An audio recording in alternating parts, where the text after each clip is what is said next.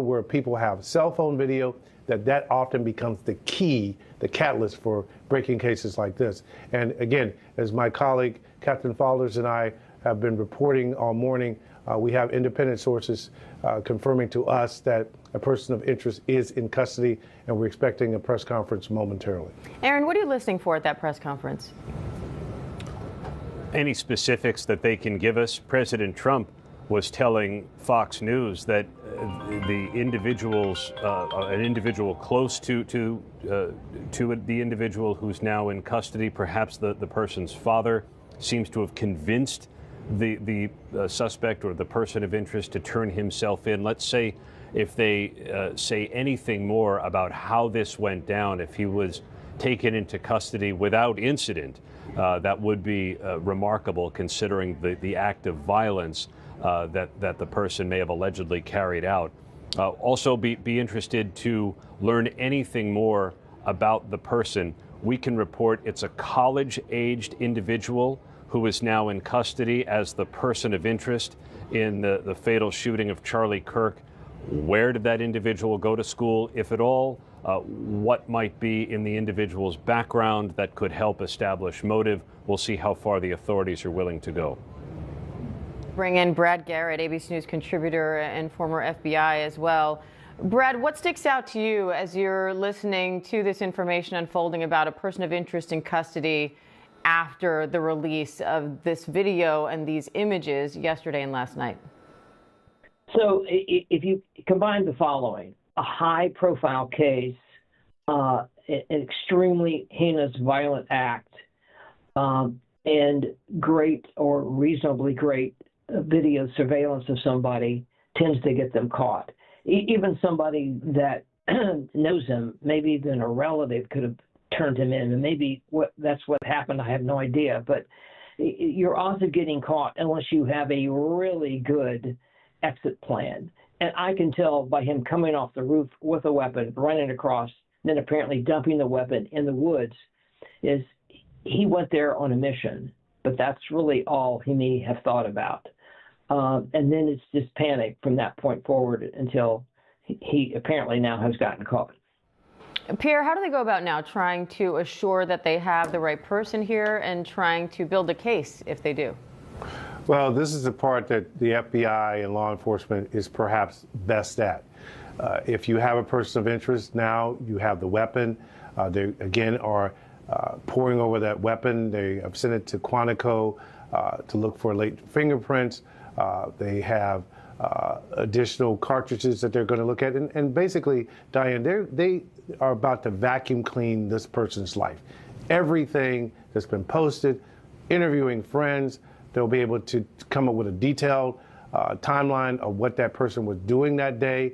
They're going to talk to family members. Obviously, the family member that apparently convinced him, according to President Trump, to turn himself in will be key. And again, if this story is unfolding as laid out by the president, you have the person walking in and saying, it's me. And again, we have sourcing that of a name of a person that we knew law enforcement was locking in on last night. Again, we're not pointing out the specifics of that name until we have official confirmation. But right now, this investigation will go into another level of focusing on who this person is, where he's been, who he's been communicating with, and trying to get at, if they can confirm that this is the person that pulled the trigger, what was the motive?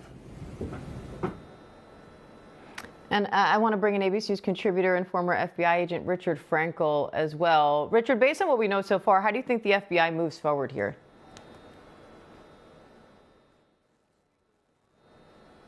Looks like we might not have Richard just yet. Brad, I'll send the same question over to you. What do you think? You're asking me? Is that Richard? Yes. Sorry okay, about Richard, that. go ahead. I couldn't hear you for a second. Yeah, so what we have right now is, this is the beginning of the investigation, the real part of the investigation. And in other words, now they've actually got to go back and prove that this guy actually did do the shooting. Even though we all believe that he is in fact the shooter based upon what the president has said, you still have to be able to go prove that in court. So just because somebody has admitted to it, that doesn't stop the investigation. They're going to go now back, and if he's speaking, they're going to corroborate everything that he's saying. But they're going to be taking his prints. They're going to be taking the shoes because we have the shoe print. They're going to be going back through his life. And as Pierre said, this is going to basically be a vacuum cleaner of his entire life and everything he's done, over the last weeks or maybe even months to see what led up to this. Also, they're going to look to see if he did get any assistance. Just because he came in and, raised his hand and said, I did it, doesn't mean that he didn't get help from somebody. Did he get knowing help, or did he get unknowing or unwitting help? In other words, did somebody sell him a weapon and didn't realize that they were selling him the weapon to be used in this assassination? Why did he pick Charlie Kirk? Is it something that he did on his own, or again, is it something that a group or a belief system drove him to this? So they're going to be looking into all that. Brad, in this case, this was someone shot in front of thousands of people. Does that change anything as far as the investigation is concerned when you have that many witnesses to a crime like this? Well, it becomes overwhelming and obviously chaotic because you had people, and rightly so, running from the scene. And I'm sure they've located a number of them. There's a number you can call. But, it creates a real issue. But they're not going to be able to help you other than that they see someone shot. Now, was there somebody around this building he was on? Did someone see him jump off and run? You definitely want to find that person if, in fact, they exist. Because this is really all about MO, motivation, ideology, all of those things are important, but they don't matter on the front end. What matters on the front end is, can you tie him to this shooting and to that weapon? And so this is about forensics, and it's about interviewing skills, assuming he's willing to talk. And it's those two things that will pull you together to have potentially a prosecutable case. And Brad, what do you make of the timing, how long it took to make this arrest? Well, it really doesn't surprise me. I mean, again, we don't know the real circumstances, Diane, of how he got caught. But, people think, oh, that could be Mr. X.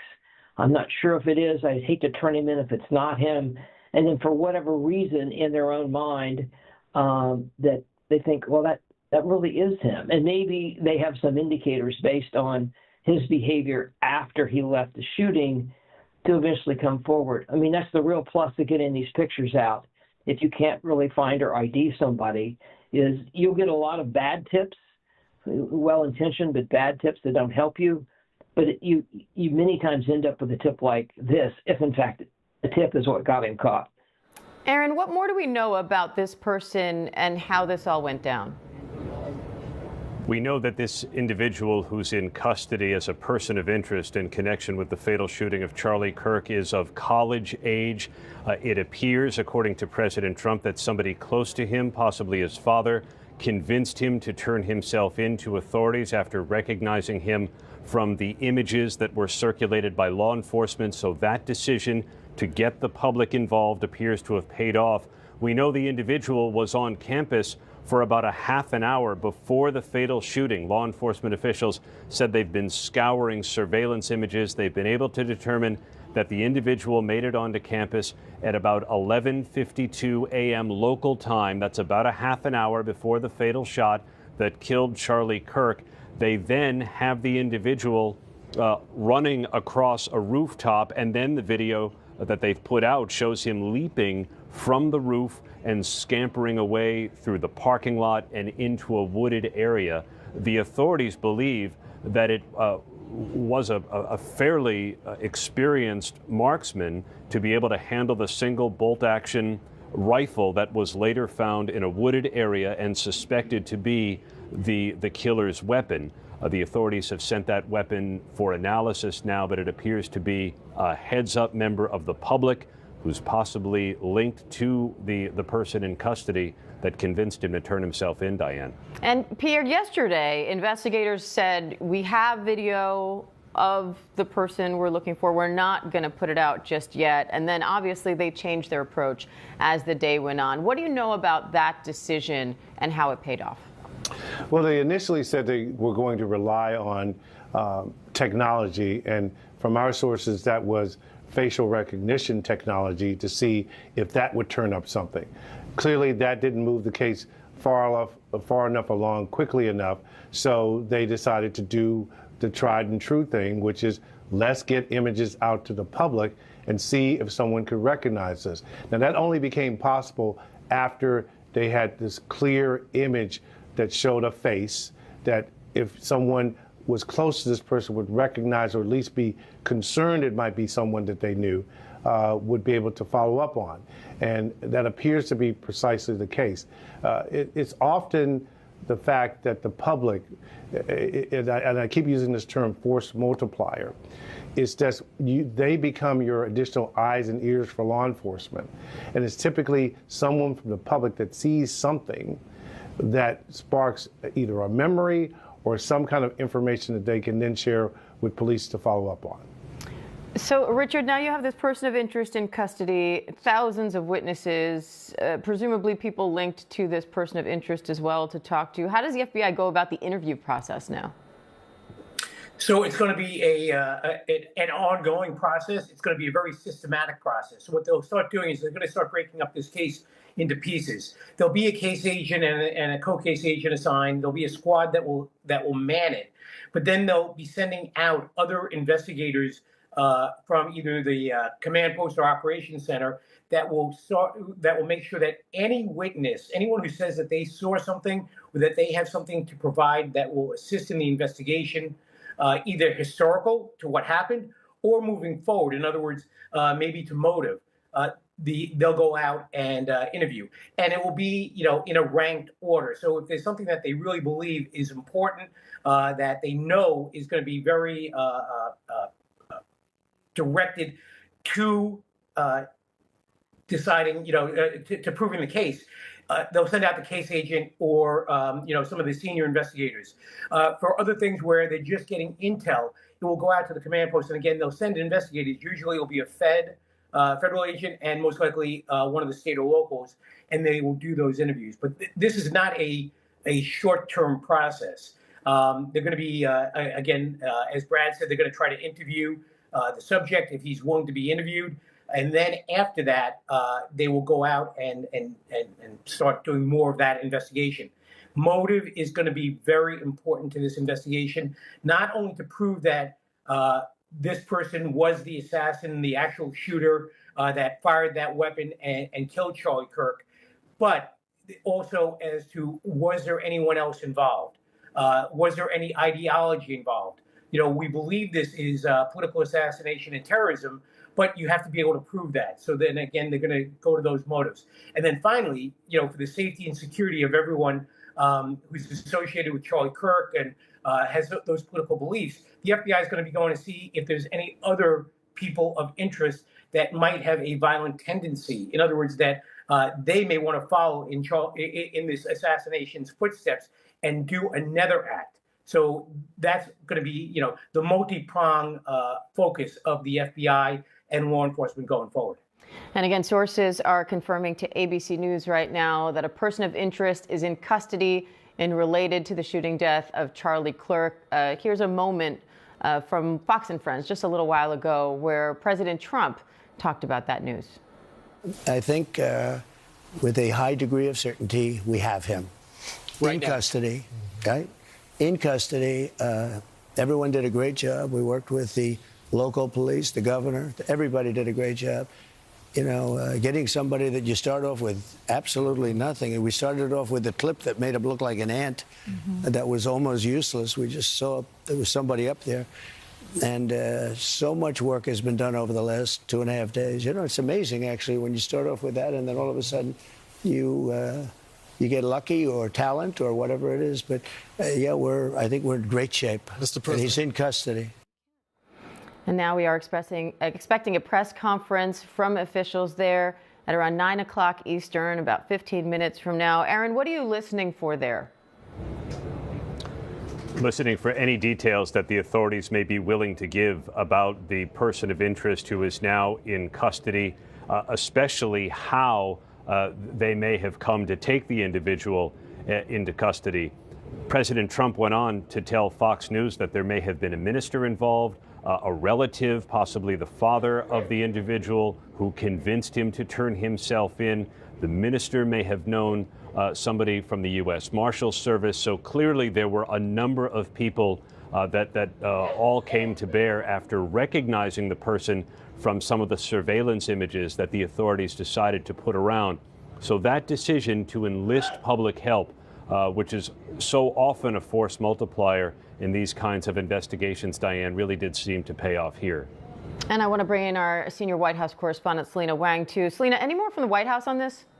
Well, what we're hearing right now is all coming from the president. No reaction at this moment from the White House. But the president, in giving all of this new detail, he did caution that his information is preliminary, that it is subject to change. The president also said that he hoped this person would receive the death penalty. And the president also continued to criticize the radical left. We have heard this since the president announced the death of Charlie Kirk. The president has blamed liberal criticism of conservative ideologies for a reason why there is political violence. The president has been mentioning attacks on Republicans, but he did not mention the recent string of attacks, sometimes deadly, against Democratic figures. Now, the president was also pressed by those Fox and Friends hosts about lawmakers and Americans who are worried for their own public safety. We've been hearing from members of Congress who say that they're worried about holding events. Some of them are canceling those events in the wake of this deadly shooting of Charlie Kirk. And the president said that they've got to do their thing, that this is a dangerous business.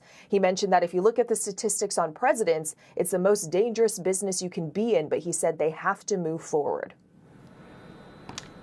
Pierre, what does that look like now, moving forward in terms of this investigation? Well, the key is to tie any available evidence, circumstantial or otherwise, to the person that's in custody. That they've got to be able to build the case beyond it being circumstantial. So can you tie him to the weapon? They will, as one of my colleagues just said, they have the shoe print left behind. Taking examples of his shoes, comparing them. They would like to try to find the exact pair of shoes, if that exists. They will measure his forearm, all these kinds of things, the palm print, all these kinds of things will be brought together to make sure they, in fact, have the person that did this. And obviously, the conversation, whether this person has an attorney at this point, unclear, but whatever conversation they've had with him or will have with him will be critical as well. And Brad, what are you looking for in terms of the timeline here? You say this investigation cannot be done in a hurry. Well, no, you can't do it in a hurry, but there's the beginning of this case, as far as once you have somebody in custody, the clock is running. To Pierre's point, my guess is he doesn't have a lawyer at this point if he surrendered himself, but we'll have to see about that. Assuming he didn't, you only have the agent, the detective, whoever's interviewing him, only a few hours. I've been stuck in this situation before where if you arrest somebody in the middle of the night, you have to reasonably get in front of a judge the next day. And so the block from whenever he turned himself in to when they say he has to go to court is what you have, because he'll definitely have a lawyer of some form or fashion when he walks into a courtroom. But that's why it really goes to the skill set of who you have interview him. You just can't go at him. You have to build a relationship as quickly as you can. As artificial as that sounds, you've got to get him over to your side. Again, it's a huge help that he turned himself in. So that's where this is going, and I assume maybe they're still doing that as we speak, because obviously it's much earlier in Utah. Because those elements that you can get out of him in those 2, 3, 4 hours that you have with him are the key elements of putting it and matching it up with the evidence that we've all talked about this morning. Because like I said, you're going to lose that window later today. And that's why the clock is running, but you don't want to run it so fast that you miss things. Richard, what does it tell you that right now sources are still using the term person of interest and not suspect?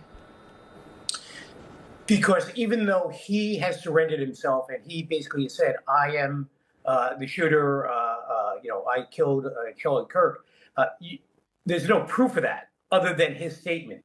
So you need to corroborate his statement.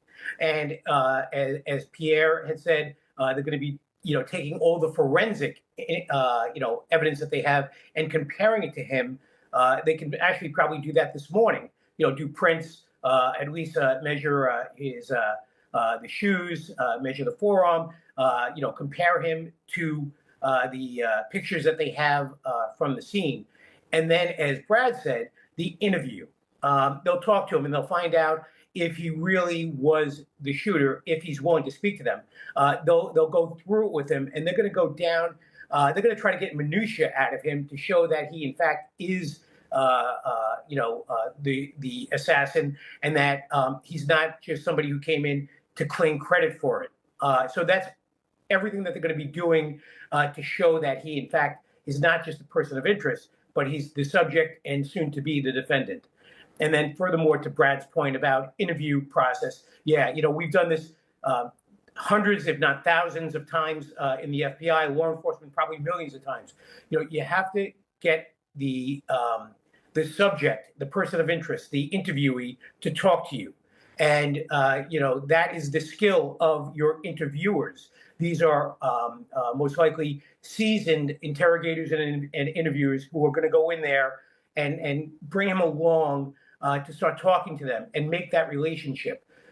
And there are opportunities that if he is speaking to them, they can go longer with the interview process. If he's willing to waive, arraignment, speedy, you have to be brought into a court in an amount of time. But those are things that are possibly waivable, by the district, by the U.S. Attorney's Office, working with the FBI. So this is going to be a concerted effort of both the prosecutors and the investigators to move forward, throughout the day. And Richard, I just want to be clear. I know the president on Fox and Friends had mentioned something about him possibly admitting to this, but even the president made clear that he wasn't sure about it, that it was all preliminary information. So I want to go back to Aaron Katersky on just what we do know, if anything, about what this person of interest has told authorities. We're not sure what he has told authorities other than perhaps in the act of turning himself in, perhaps admitting to the act. But we don't know that for sure. We'll wait for law enforcement authorities to tell us what, if anything, the individual may have already said to police and who was involved in getting him to this point. President Trump said that maybe the father, maybe a minister, somebody who recognized the individual from the surveillance photos and then convinced the person to go to the authorities and perhaps self-surrender. So we're still waiting for all of that, Diane. But I think the authorities immediately are going to be interested in whether there's any military service here. The authorities have already spoken about what an experienced marksman it took to fire that fatal shot from a distance of more than 100 yards away from that rooftop. The authorities have already given hints that they believe there was a degree of planning in the method of escape and egress from the campus, then leaving the rifle in a towel that they believe is connected to the killing of Charlie Kirk. So they've got pieces, but undoubtedly they're going to want to hear as much as they can from the individual as quickly as they can. All right, Aaron Katersky, Pierre Thomas, Brad Garrett, Richard Frankel, thank you all. We're going to take a quick break and we'll come right back with the latest on this breaking news. Sources saying a person of interest is now in custody in the shooting death of Charlie Kirk. We'll be right back. Whenever, wherever news breaks, it's so important to always remember that lives are changed. Here in London, in Buffalo, Uvalde, Texas, Edinburgh, Scotland, from Poland once again tonight. Thank you so much for streaming with us. Ukrainian refugees here in Warsaw. Do you think you'll ever be able to go back home? We're heading to a small community outside of Mexico City. Splintered houses and splintered lives, and the magnitude of the devastation. You're streaming ABC News Live. Reporting from Rolling Fork, Mississippi. Santa Fe, New Mexico. Raleigh, North Carolina. The U.S. Capitol. Mayfield, Kentucky. Minneapolis. Mexico. Tongass National Forest, Alaska. Getting you behind the stories as they happen, giving you a front row seat to our world as it plays out in real time, live. ABC News Live Prime. We'll take you there. Stream ABC News Live weeknights, America's most honored streaming news program, only on ABC News Live. Streaming free right now wherever you stream your news. I'm Morgan. I have 3 kids. I have an IQ of 160. Is this what the inside of your head looks like? Oh, buddy, not even close. I work with the cops. You're a cop? No, but they do sign my paychecks. We solve crimes together. This is where he attacked her. They trust me. Continue to do me proud, just like you always do. And I trust me. You're waiting on me to leave so you can poke around without a warrant, aren't you? Yeah. On September 13th, stream the historic concert celebration live from Vatican City with Pharrell Williams and Voices of Fire, Andrea Bocelli, Karol G, and John Legend. Grace for the World, exclusively on Disney+, Hulu, and ABC News Live. America's #1 news, ABC News, now streaming 24/7 on Disney+. ABC's David Muir, the most watched newscast in America. More Americans watch World News Tonight with David Muir than any other newscast. What does it take to be the most watched newscast in America? An operation to capture ISIS fighters. Is this our Combat Operations Center? We're approaching the gate now. Militants came in from 4 or 5 different directions. Operational nuclear reactor. So you have a couple loaded and ready to go. The house is destroyed, but the flag, there's not a tear in it. Not a tear in it. How important is this label right here, Made in the USA? Look at your smile. You're proud of this. I love this. Great work. Hi. Where are you? Where are you? Appreciate you. Thank you. David, good to meet you. Ismail? David. David! Yes, yes. I'm David Muir. I know who you are. You I watch do? you every night. ABC's World News Tonight with David Muir is America's most watched newscast. You're watching America's #1 streaming news, ABC News Live. Breaking news, exclusives, live reporting across the globe. Keep streaming with ABC News Live.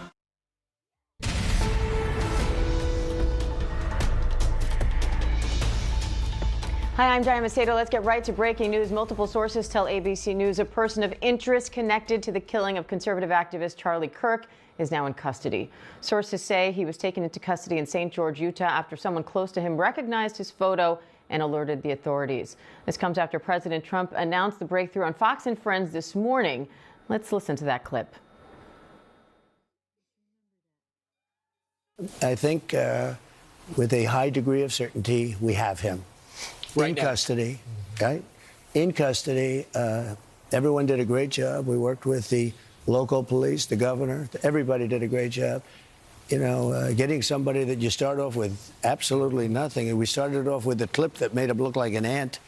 That was almost useless. We just saw there was somebody up there. And so much work has been done over the last 2.5 days. You know, it's amazing, actually, when you start off with that and then all of a sudden you get lucky or talent or whatever it is. But, yeah, I think we're in great shape. Mr. President. And he's in custody. And let's bring in Chief Investigative Correspondent Aaron Katersky for more. Aaron, what do we know so far? It appears the individual may have been taken into custody perhaps late last night or overnight after someone recognized the photo from the images that law enforcement decided to circulate, imploring the public for help in identifying the person now in custody in connection with the fatal shooting of Charlie Kirk.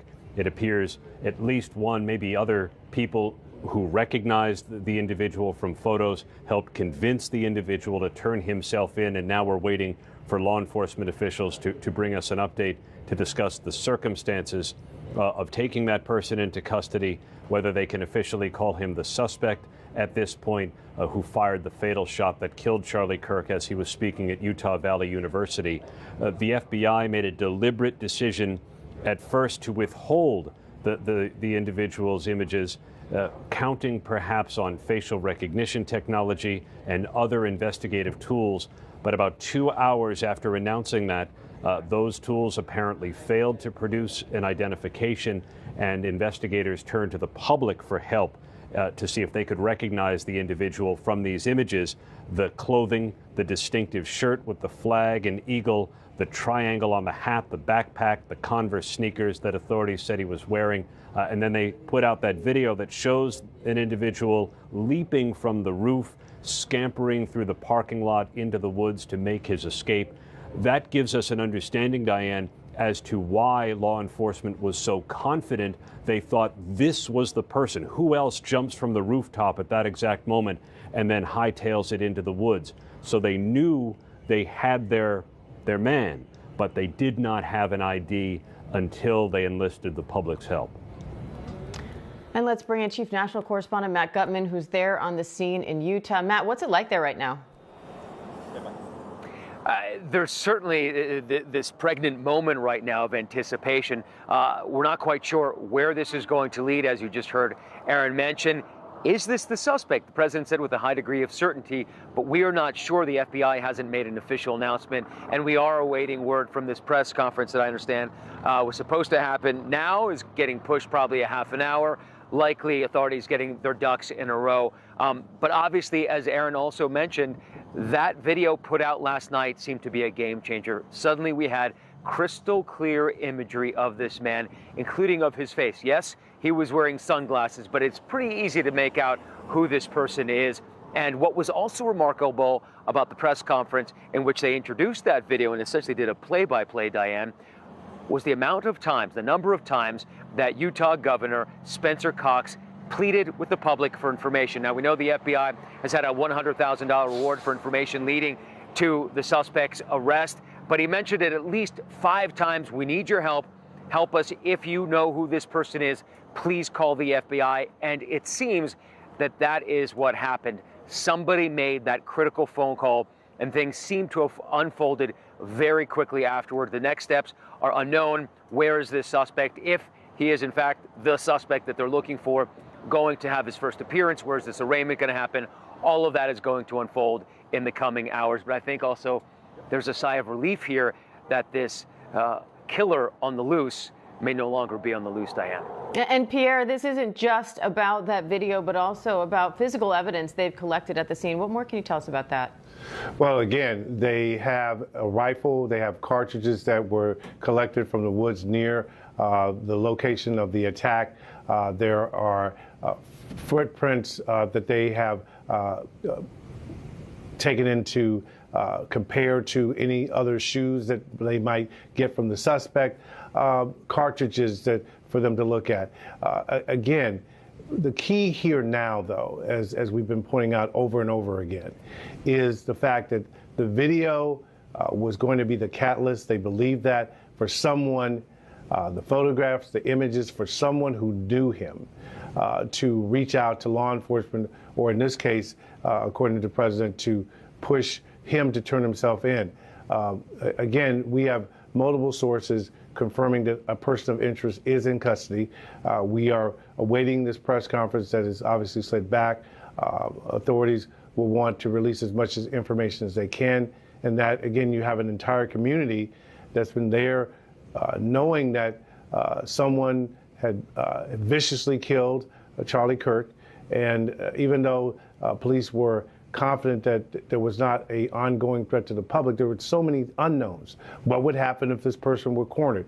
So again, they're hopeful that this will conclude the case. We'll see what the evidence is. We'll learn more. Again, we've had a name that sources confirm is the person in custody. We're not going to report that name until it's officially released. But again, my sources are breathing a sigh of relief that this case has taken a dramatic turn for the better if this all pans out in the way that they think it will. And I want to bring in senior White House correspondent Selena Wang. Selena, any more from the White House on this?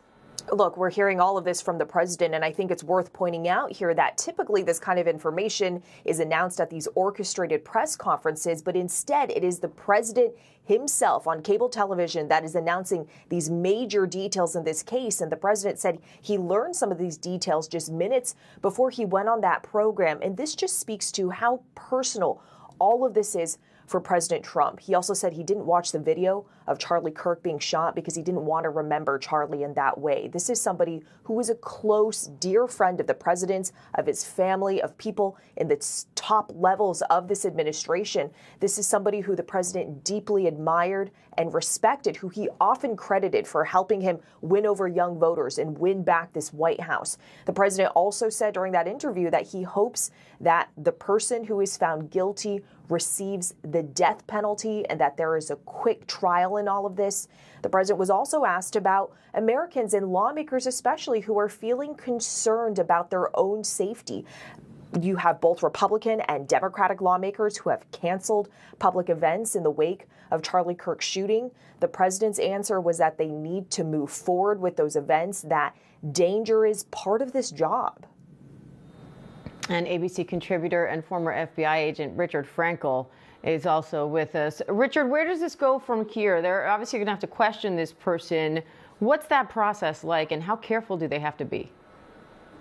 Well, to answer your last question first, very careful. I mean, you have to be as precise as possible. You want to get down into the nitty-gritty, into the minutia. Which way did he turn? How far did he go? How long did it take him? What was he thinking as he was doing, certain things? What did you then do? I mean, literally, they're going to take him step by step, from probably when he woke up in the morning until after if he was in fact the shooter, after he shot and killed Charlie Kirk. And they're doing that because they want to make sure that he is in fact the person who did shoot Charlie Kirk. Because right now he's just a person of interest, somebody who's come in and said, something that makes them believe that he was the shooter. But again, they now have to go through that. And the investigation, doing this in catching somebody in 24 to 36 hours, this is kind of normal. And when I say that, it's because law enforcement moves at that speed. When they see something like this, they're able to go out with this many resources, and track these guys. The exception is that they get them quickly, but the exception is also that they get away and it takes months and months. You have the Eric Rudolphs who took months and months and they were finally able to catch him. But then we had the Times Square bomber in New York, and within 54 hours, we were able to catch him. And again, knew nothing about him before he committed that act of terrorism. It's the same thing here. When the shooting happened, as the president said, they knew nothing about this individual. And then, over the next 24 hours, now they've got videos, they've got pictures, and they're able to put that out to the public. And with the help of the public, and because, maybe, this guy saw that his face was out there, he may have come in on his own and is going to confess. But again, we don't know that for a fact yet. This is still something in process, and it's going to take the day or more to figure this out. And I want to bring in Washington Bureau Managing Editor Catherine Faulders, who's been on top of this for us. Catherine, any more from the president here? Well, we do know, of course, that the president has been speaking for quite some time on Fox and Friends, where he was the first to announce that he believed that there was a suspect in custody. He gave more details about that and said that this could still change. But what we are learning, of course, through our sources, and you heard Pierre Thomas also talk about this along with Aaron Katursky, is our sources are telling us that separate law enforcement sources that he is in custody. We believe the FBI director has also confirmed the same thing. So we do know that, and I'm looking in real time as this information comes through, by the way, on what Trump is saying. But we know that at least he said that he hopes the shooter receives the death penalty. That echoes what the governor of the state of Utah said yesterday during that press conference in the evening about the death penalty. He says, well, I hope he's going to be found guilty, I would imagine, and I hope he gets the death penalty. That's a direct quote from the president, who also said that the shooter should have a quick trial, a process, obviously, that he's pushed for in the past here. So these are just notes coming in from our team as the president continues to make comments on this. I heard Matt Gutman say that we think the press conference is pushed back a little bit. Obviously, this is still a very fluid situation here. Tips came in, presumably happened overnight, given they had this press conference late last night, Diane, and they didn't particularly have any additional leads. They released that new video that you see right there. They were asking and pleading with the public for help. So a lot has changed, obviously, overnight, where they have this person in custody. Of course, the person who they believe is right there on that video, fleeing the scene from the roof. So we will see what officials say during this press conference. And as our colleagues have also been noting, we are aware of a name. We obviously are not reporting that name until we hear it from officials. Whether or not they announce that publicly during the press conference will be determined here. But I do believe that they will provide more details, especially because, of course, the president, during his morning interview on Fox and Friends, was offering additional details and clues about exactly how they found the suspect and where he might be. Aaron, what do you expect authorities to say in this press briefing? What do you think they're going to update on in terms of details? Less than we want, probably, Diane, but hopefully they will give us a sense of who the individual is, whether they firmly believe this is indeed the suspected shooter of Charlie Kirk, or whether this individual just remains a person they're interested in speaking with. Perhaps they will give us some indication of statements the individual has made so far that would point them in a particular direction about a motive or where they should look.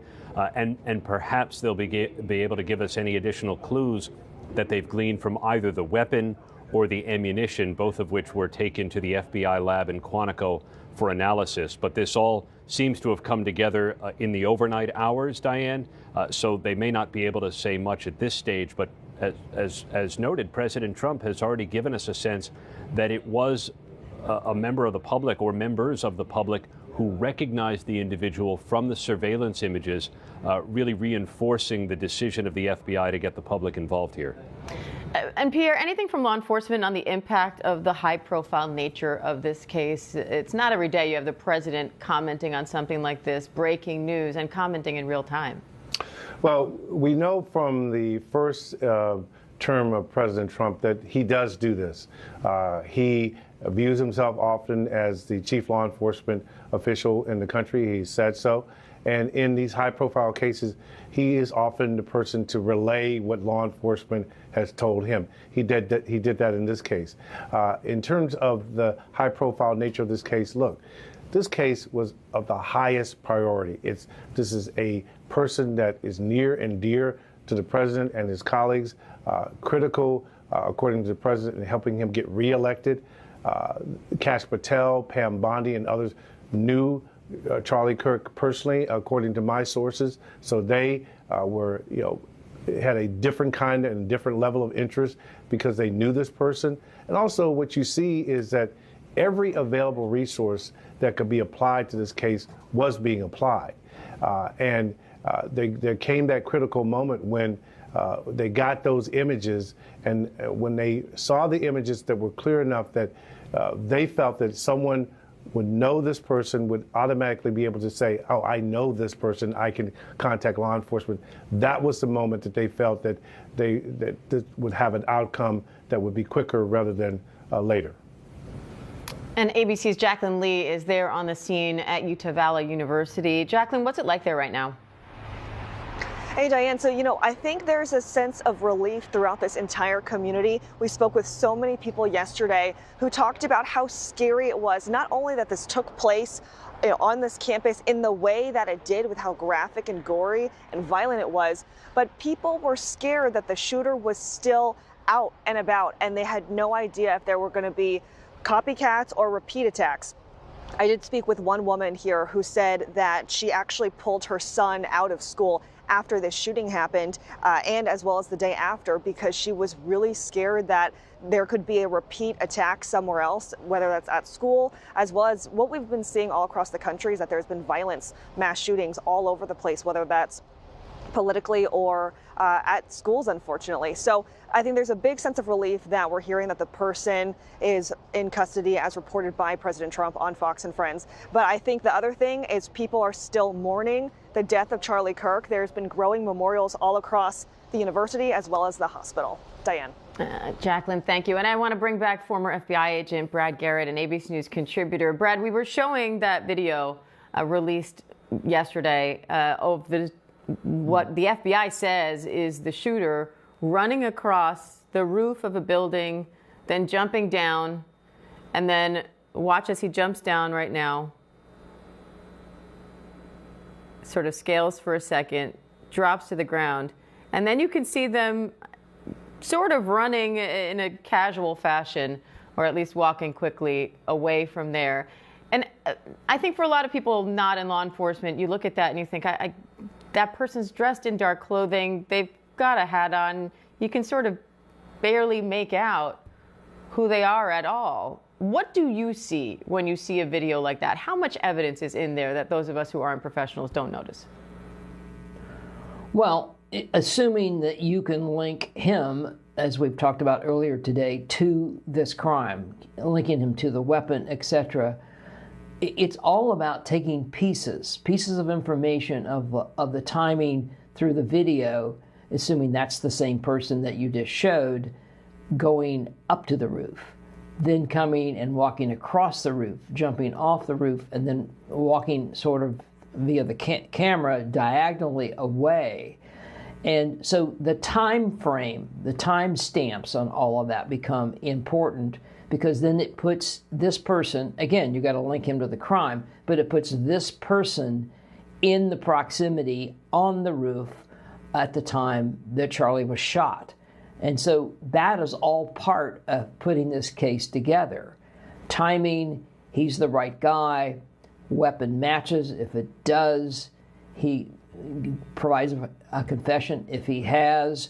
All of that goes together in proving this case. Now, the way he sort of casually, it seems like to a certain extent, you have to look at the mindset of these type of shooters, because just think about what risk he's taken to even do it.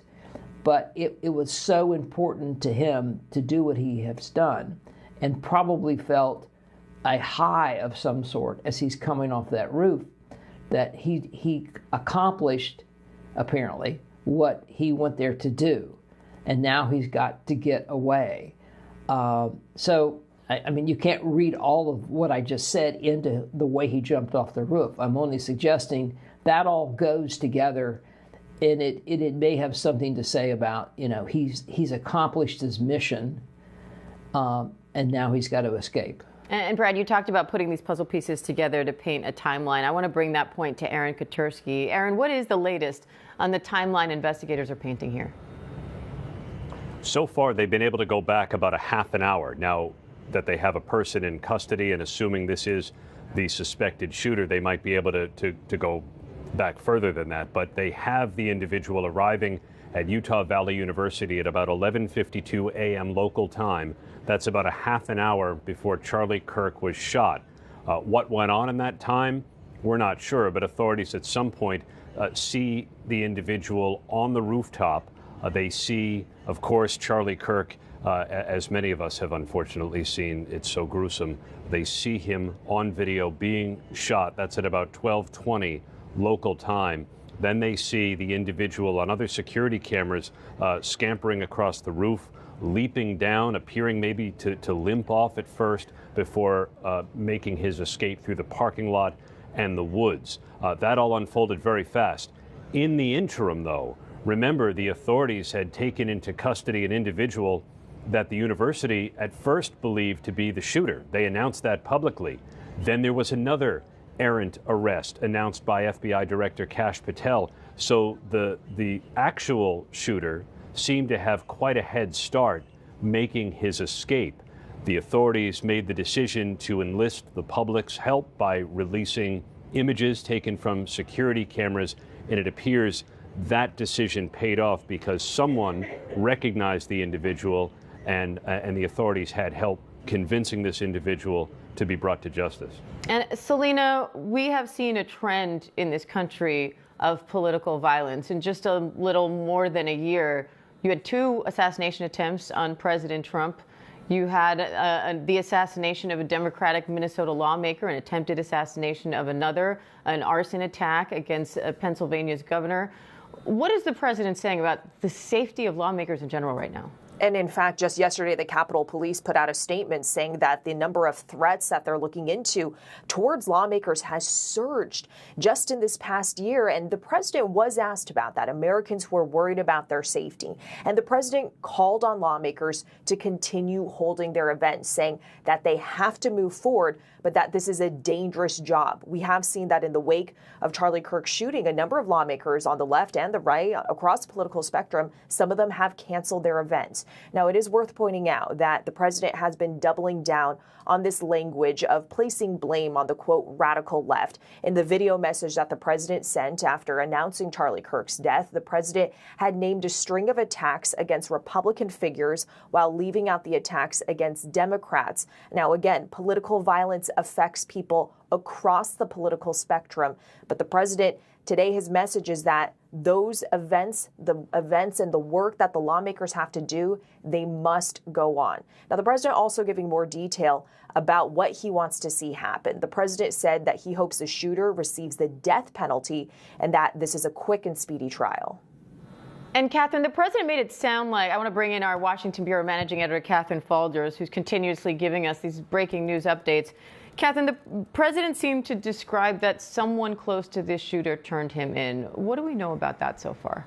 He did. That's at least what the president described, and basically said that it could be somebody close to him. Look, we know that last night, obviously, they had that late night press conference and they put out that new video of the suspect. They were pleading with the public for help. The president could be speaking about a family member, perhaps somebody who obviously was a close friend of the family. I would imagine that investigators will get into that at this press conference, which is coming up here shortly. But that is obviously what the president said. Of course, this was after that press conference last night, so it did seem that things obviously escalated overnight. But what we do know at this point, and I know the president obviously announced that this person was in custody. He said he believed, but we do know obviously from multiple different law enforcement sources that he is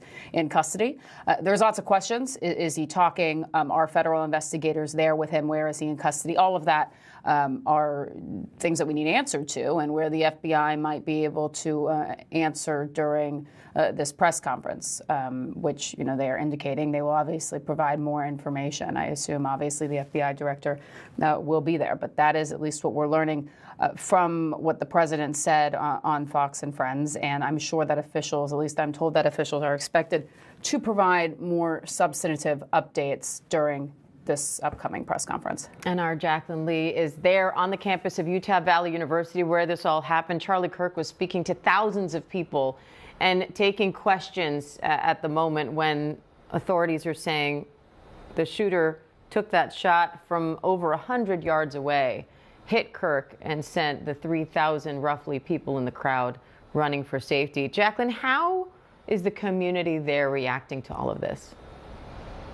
Diane, Charlie Kirk was incredibly influential. At just 31 years old, he amassed a following in the millions, and he has been credited with helping to propel Donald Trump back into the presidency because of his ability to reach younger people. So he was on a tour, traveling across the country, visiting all of these college campuses and engaging in debates and political discourse.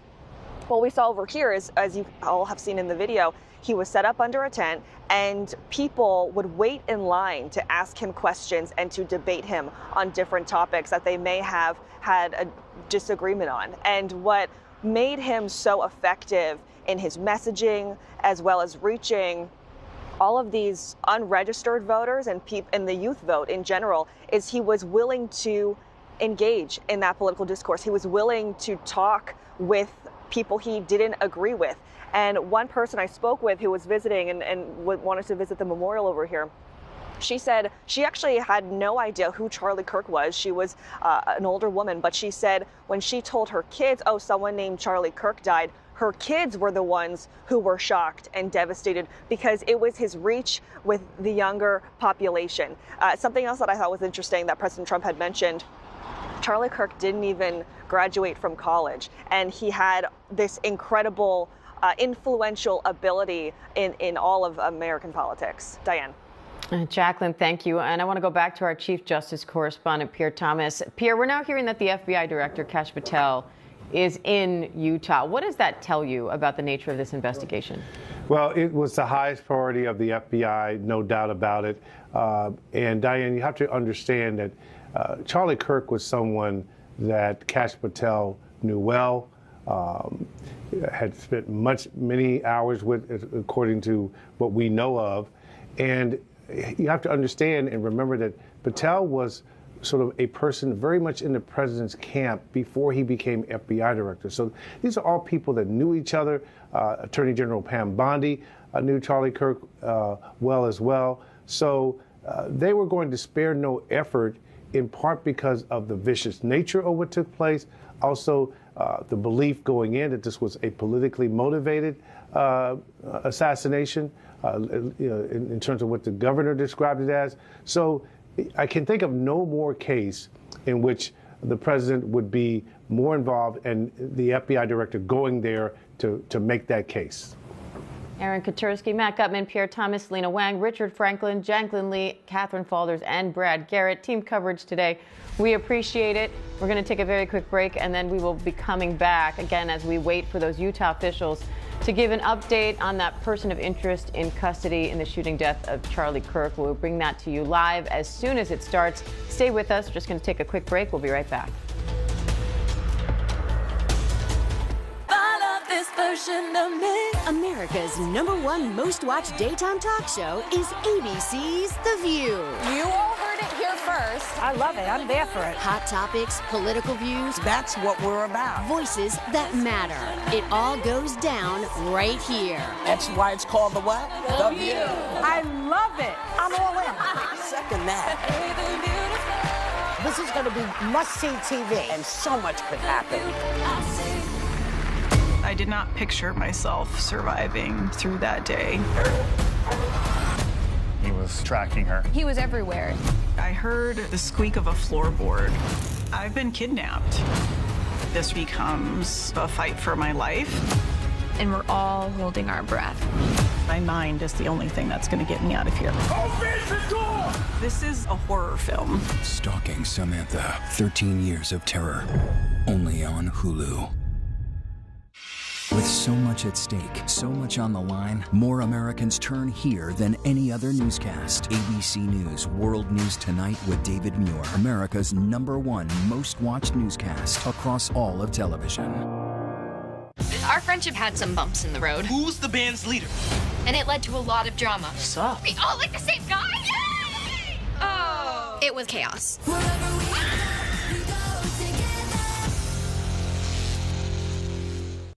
We loved your son. Thank you. We loved Malcolm Jamal. Thank you, Robin. Malcolm Jamal Warner, beloved TV star, musician, husband, father. His heartbreaking, shocking death. It was so sudden. It was so sudden. And now Tuesday, his mother with Robin. What is it that you were told about that day? The deeply emotional, loving interview. Are you feeling love from folks? Oh, yes, absolutely. Tuesday morning on ABC's Good Morning America.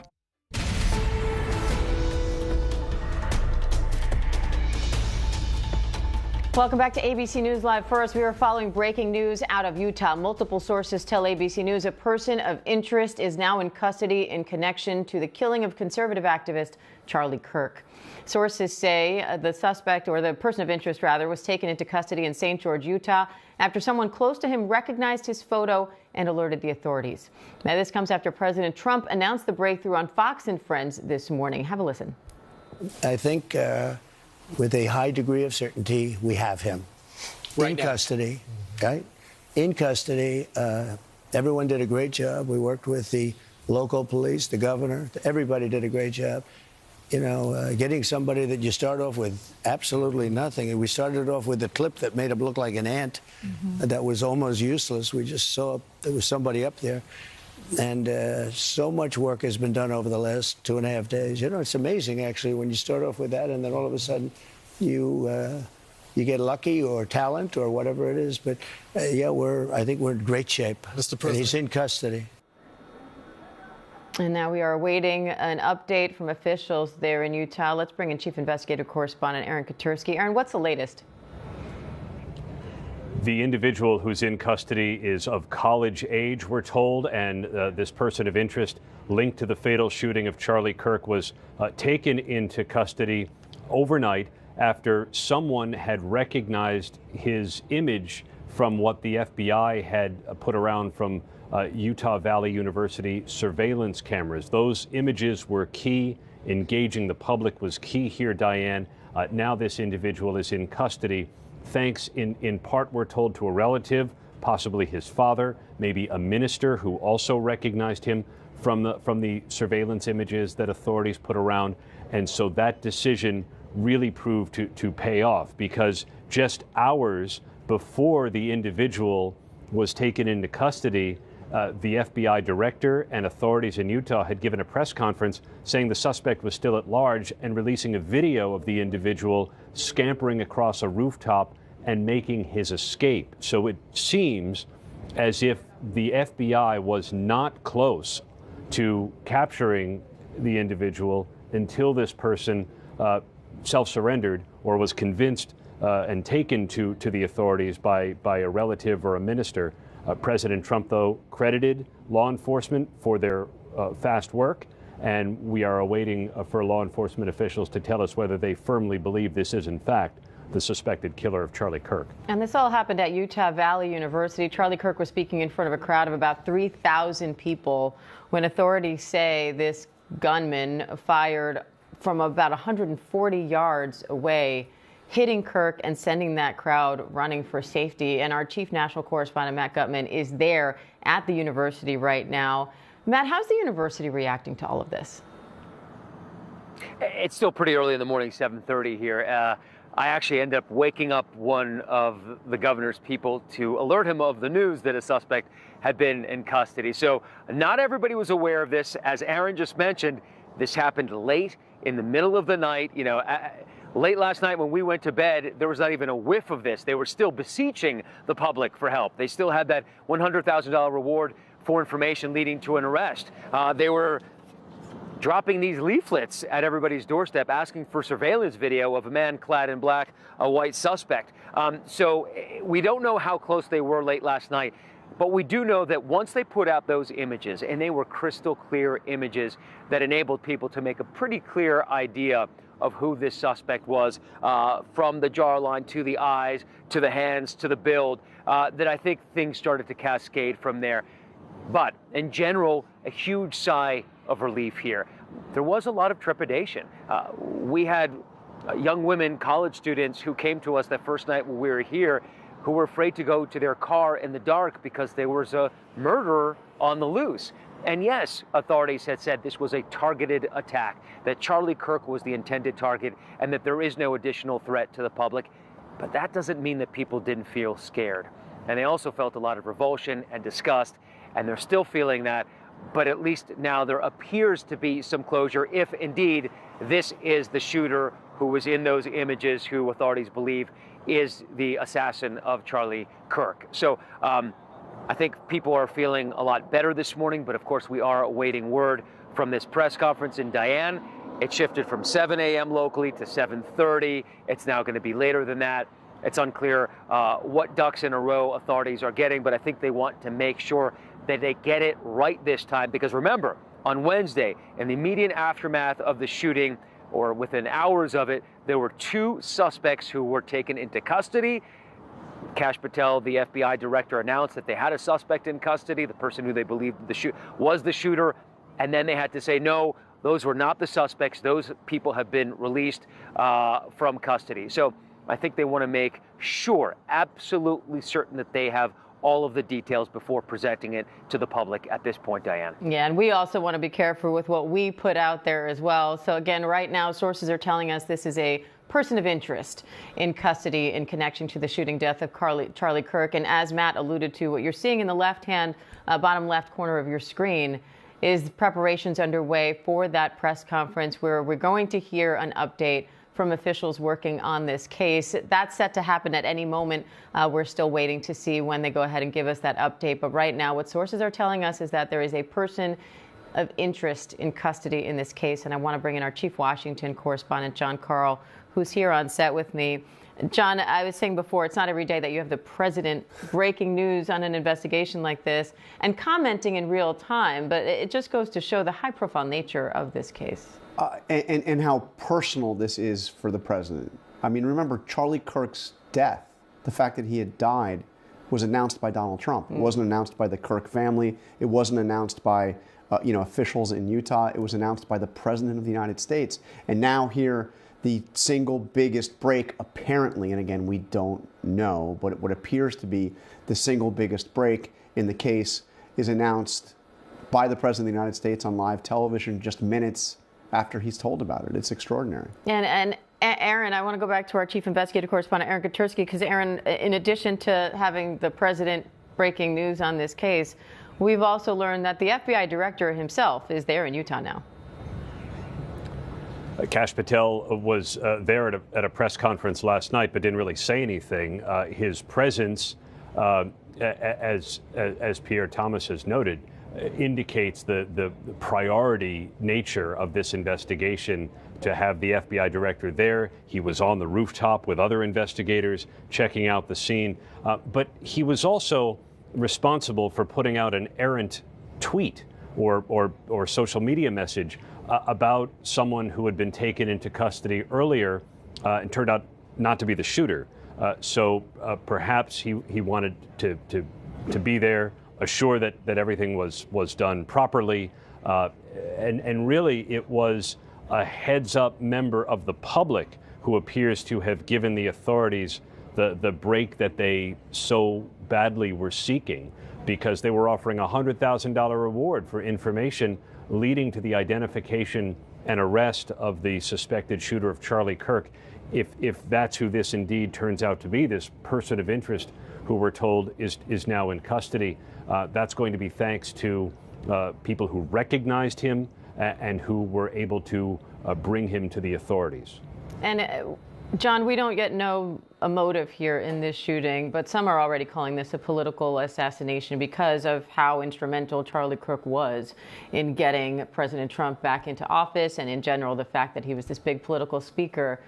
It's part of a growing trend we're seeing in this country of political violence. Yeah, we don't know the motive of this shooter, but we do know that Charlie Kirk was really a singular figure in Donald Trump's MAGA movement, and that he was taken out while conducting one of his events on a college campus with a single bullet. So we will learn more if indeed this is the shooter, but it sure looks like this was a targeted effort to take out somebody very close and very important to the President of the United States.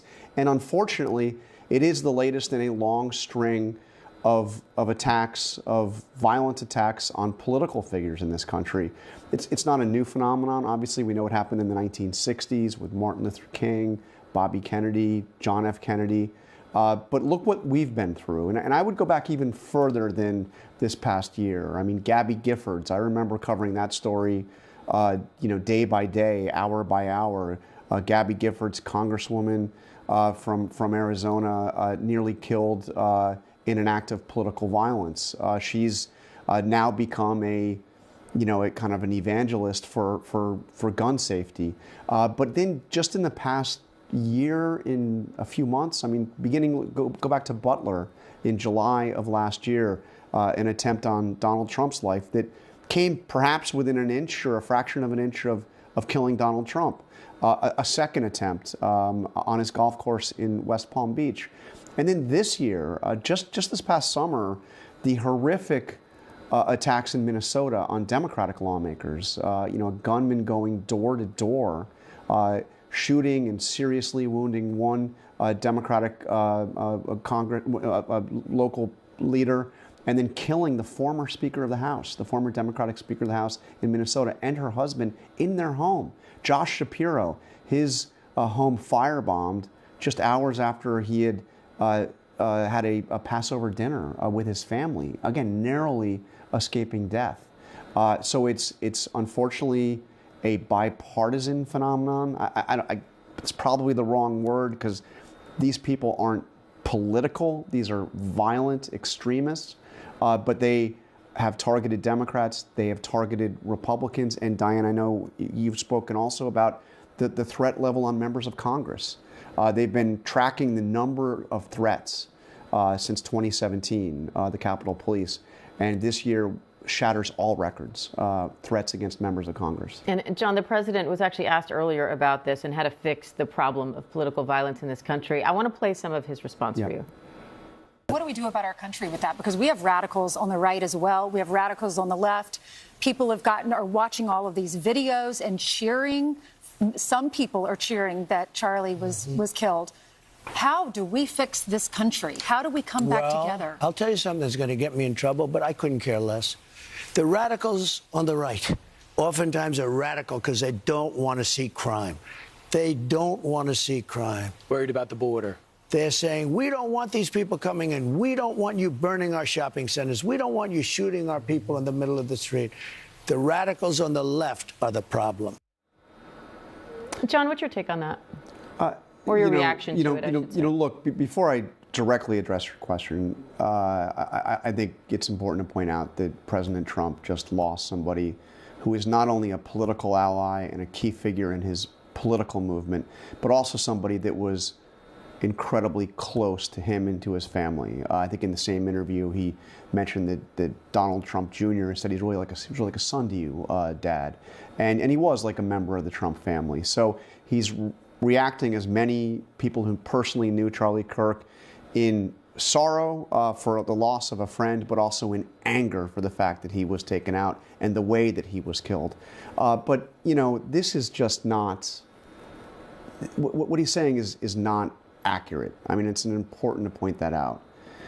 As we just said here 2 minutes ago, political violence has targeted Democratic figures and it has targeted Republican political figures.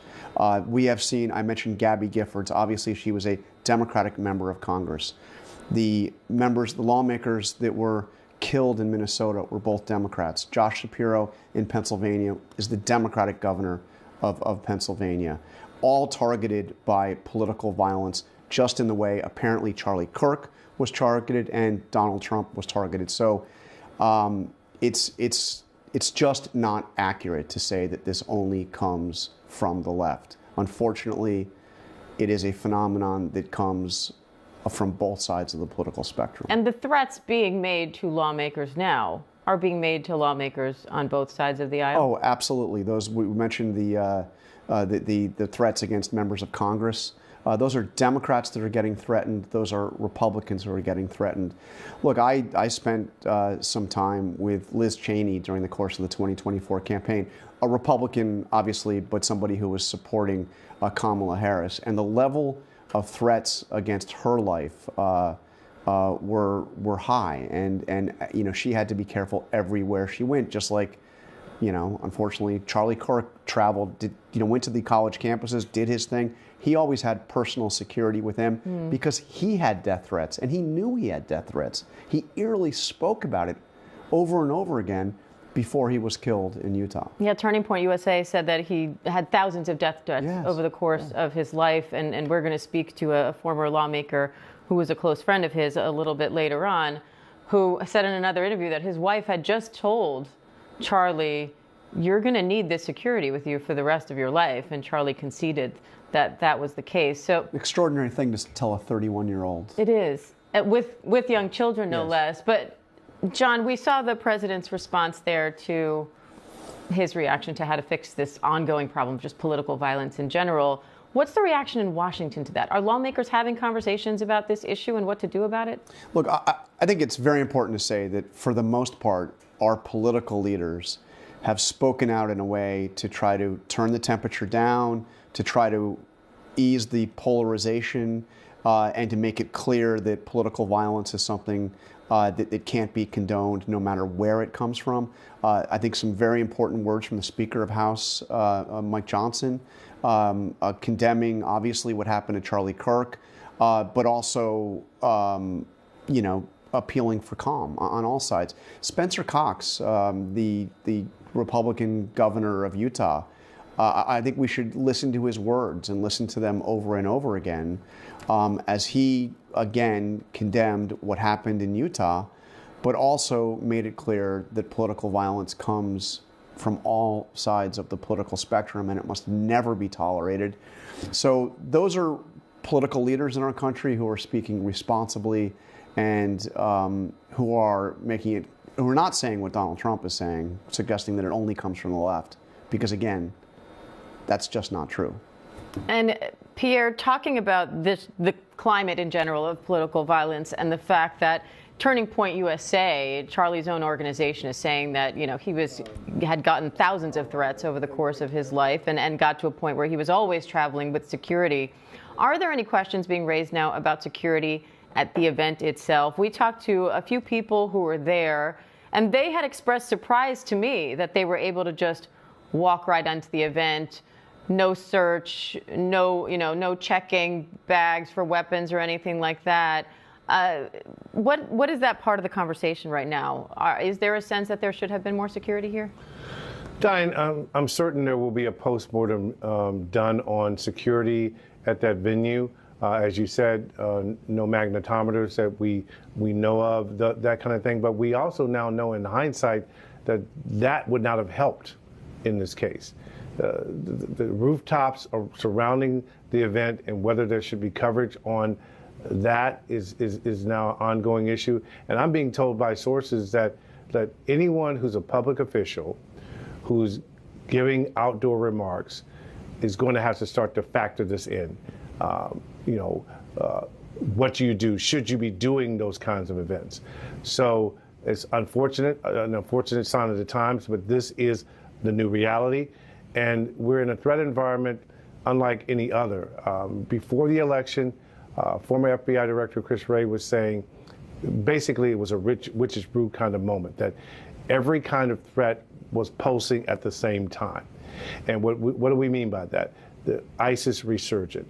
But since the attempted assassination attempt on President Trump while he was running for office last August, there has been a steady stream and a concentration of what many would term, in general terms, politically motivated violence in a way that we've not seen in recent history, period. There was a second alleged attempt on President Trump's life in September.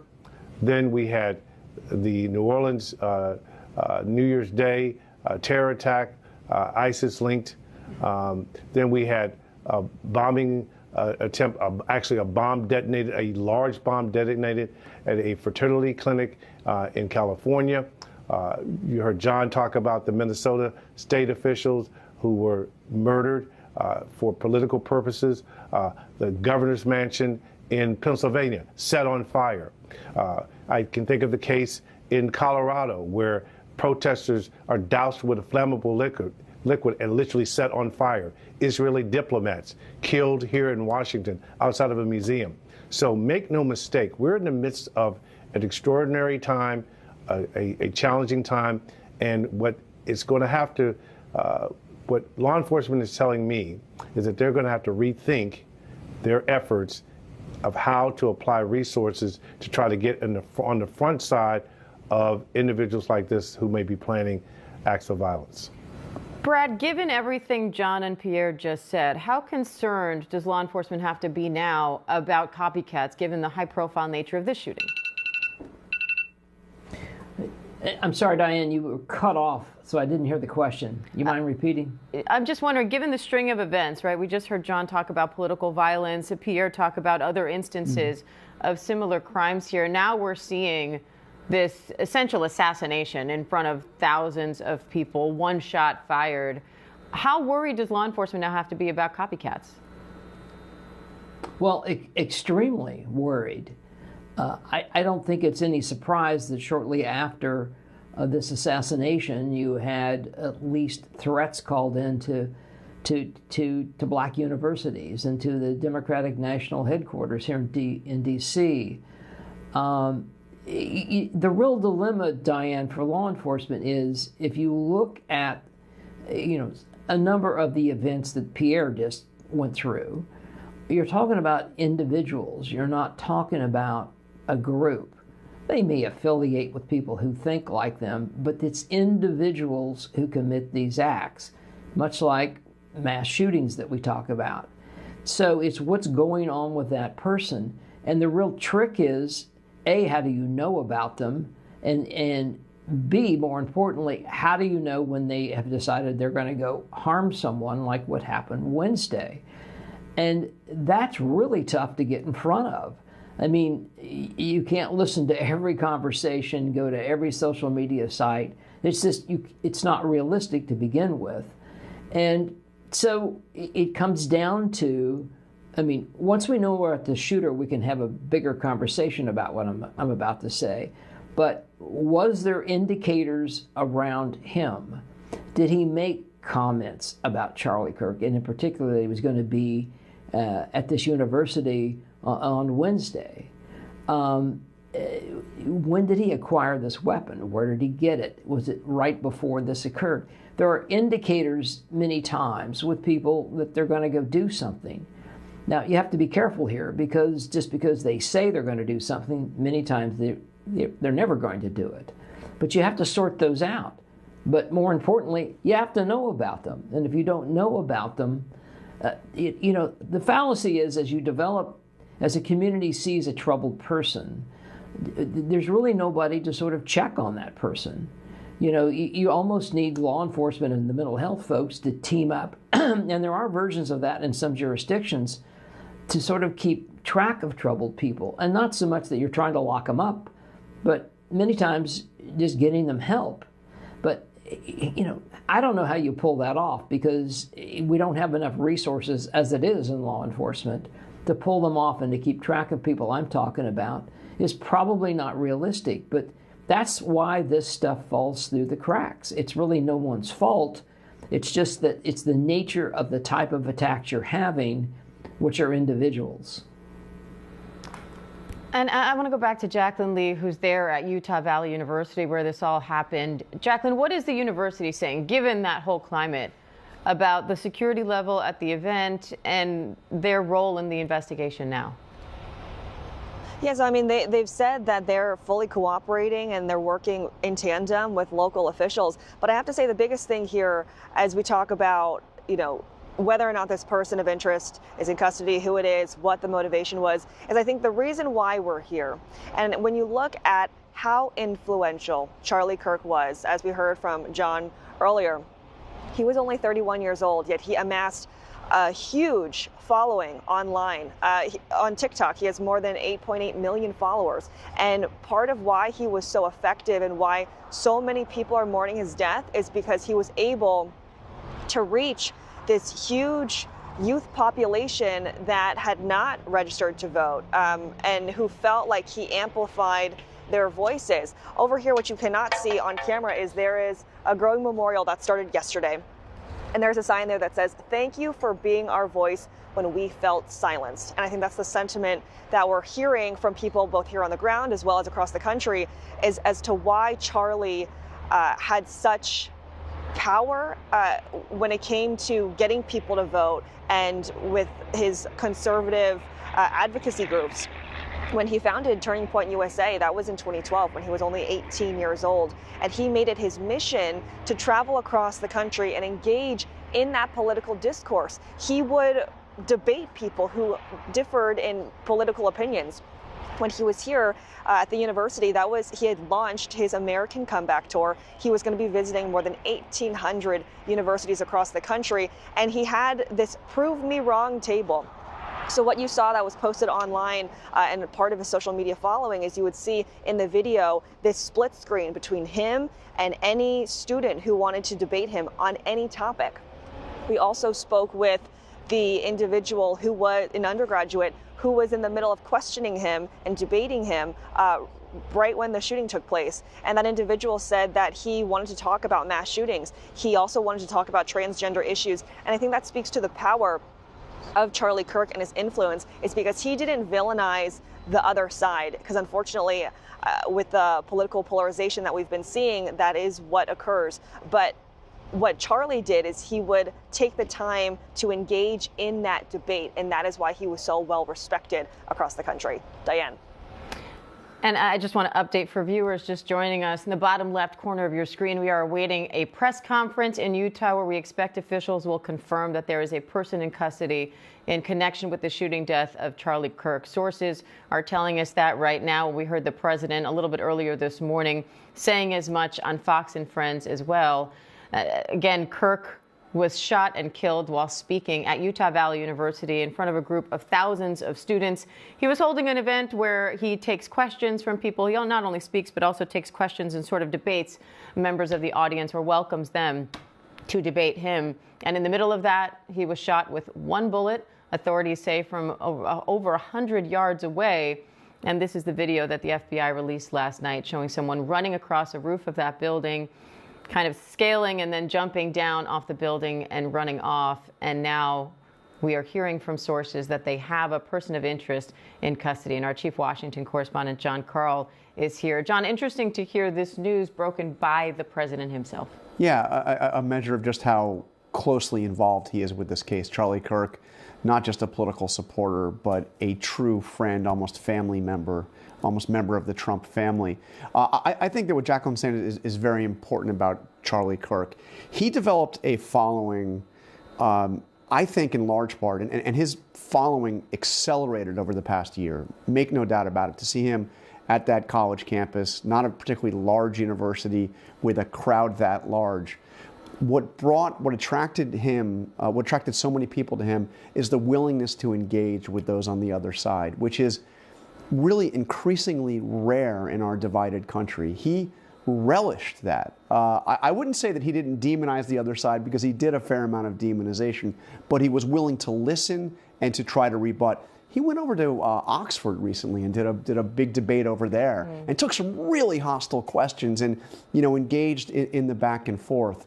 Again, it's so much what we see today in our politics, particularly on the right and on the left, is people living in their own little ecosystems, their own bubbles, where they only engage with those that echo their own views. And Charlie Kirk certainly was around people that echoed his own views, but he went and engaged those who had diametrically opposite views, and did so with a little bit of glee. I mean, look at him in the "Prove Me Wrong" tent. That was his signature. Prove me wrong. Mm-hmm. Come on, take it in. Prove me wrong. And sometimes people would come up and go after him. The crowd, and usually the overwhelming crowd, was people supportive of Charlie Kirk. But he would, if they started booing the person that was asking questions, he would say, "Shh, let them talk," and he would ask his follow-up questions. Just the kind of thing that is, as I said, it's incredibly rare, unfortunately rare in our politics today. John, that event was the beginning of what was set to be a whole tour of these events. What do you think happens to not only just Turning Point USA, his organization, but that movement in general? What does it mean to now have him gone in this way? Look, Charlie Kirk was incredibly influential, and I think that arguably he, more than anybody outside of the president himself, was responsible or made possible Donald Trump's victory in 2024. But you heard Donald Trump say something today that I think is probably correct, that in death, Charlie Kirk's influence may even be greater. He's become a martyr for this movement. And the president this morning spoke about how So many people have come forward and saying, what do we do to help keep Charlie Kirk's legacy going? Who do we donate to? What causes do we support? How can we help keep Turning Point alive? And I think that Charlie Kirk in death is going to be somebody who you are still going to hear a lot about, who is going to be a rallying point for people on in the MAGA movement.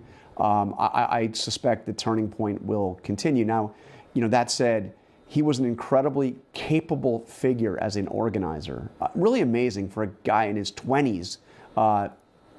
He was in his 20s when he started Turning Point. He was just 18. He was 18. But he built that organization to the point where it was the most important grassroots organization in the country during the most important presidential election of our lifetimes. And for anyone just joining us, I just want to reset here. On the bottom left corner of your screen, we are looking at a press conference which is about to start at any moment there in Utah, where we are expecting officials to confirm that a person of interest is in custody in the shooting death of Charlie Kirk. That's what sources are telling ABC News right now. And I want to bring in our chief investigative correspondent, Aaron Katersky. Aaron, what's the latest here? We're told that this individual effectively turned himself in at the urging of his father. This is a college-aged individual, a person of interest, now in custody. We're waiting for the authorities to confirm they believe it is the suspected shooter of Charlie Kirk.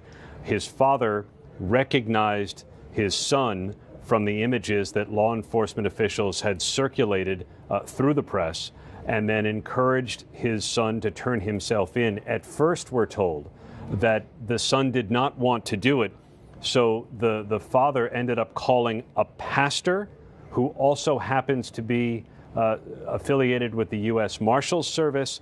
The U.S. Marshals Service ultimately took the individual into custody, and we're waiting for the authorities to publicly identify him. We have a name that we're working with, that the authorities have. We're waiting for the authorities to officially identify the individual, a college-aged individual whose father recognized him from those photos, encouraged his son to turn himself in, and when he hesitated, we're told the father ended up calling a friend, a pastor, who's affiliated with the U.S. Marshals Service, and it was the Marshals Service that took the individual into custody overnight. We heard officials saying the "if you see something, say something" mantra appears to have worked here, and we, of course, are awaiting that press conference now to see what else officials have to say about this person in custody. And our chief Washington correspondent, John Karl, is with me here on set. John, we were talking before about President Trump breaking this news earlier this morning. Just goes to show the high-profile nature of this case and how close Charlie Kirk was, not only to Donald Trump in terms of politics, but also to the family. This was someone that Don Jr. compared to being another son in the family. What does that mean for moving forward? We have the FBI director there in Utah showing the priority investigation-wise. What are they planning in terms of the funeral? What are you watching for next? Well, first, this to me is the most important high-profile manhunt since the marathon bombing in Boston, which you remember basically shut down the city of Boston and was tracked, hour by hour by then President Barack Obama. Okay, I guess we're ready to start the press conference here. Okay, and now we're going to pause for a moment for the network to join us because Utah officials are about to give an update on that person of interest in custody in the Charlie Kirk killing. And again, we're going to pause for a moment for the network to join us.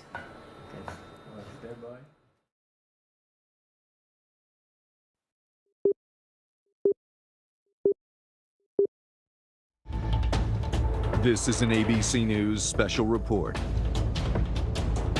Hi, I'm Diane Macedo. We are coming back on the air with some major developments in the deadly shooting of conservative activist Charlie Kirk. Authorities are about to hold a press conference after President Trump announced on live television that he believes there is a suspect in custody, saying, quote, "I think we have him." The search for that person of interest overnight intensified with the FBI releasing new images showing him dressed in a dark hat, sunglasses, a dark shirt with an American flag on the front. The FBI called the person in that photo a person of interest. And then this video from right after the shooting, authorities say it shows someone running across a roof, then scaling and jumping to the ground, and then you can see that person running off. Charlie Kirk was speaking at an event when a gunman fired a single shot from about 100 yards away, sending that crowd of about 3,000 people running for safety. And now we are listening as authorities update, and we think will confirm that there's a person of interest in custody. Let's listen. Good morning, ladies and gentlemen. At today's press conference, we will hear from Governor Cox, FBI Director Kash Patel, and Sheriff Mike Smith. We also have with us Utah DPS Commissioner Bo Mason, Lieutenant Governor Deidre Henderson, FBI Special Agent in Charge Robert Bowles, and local and federal law enforcement partners. Following the remarks today, Governor Cox, Director Patel, and Commissioner Mason will take questions. Thank you.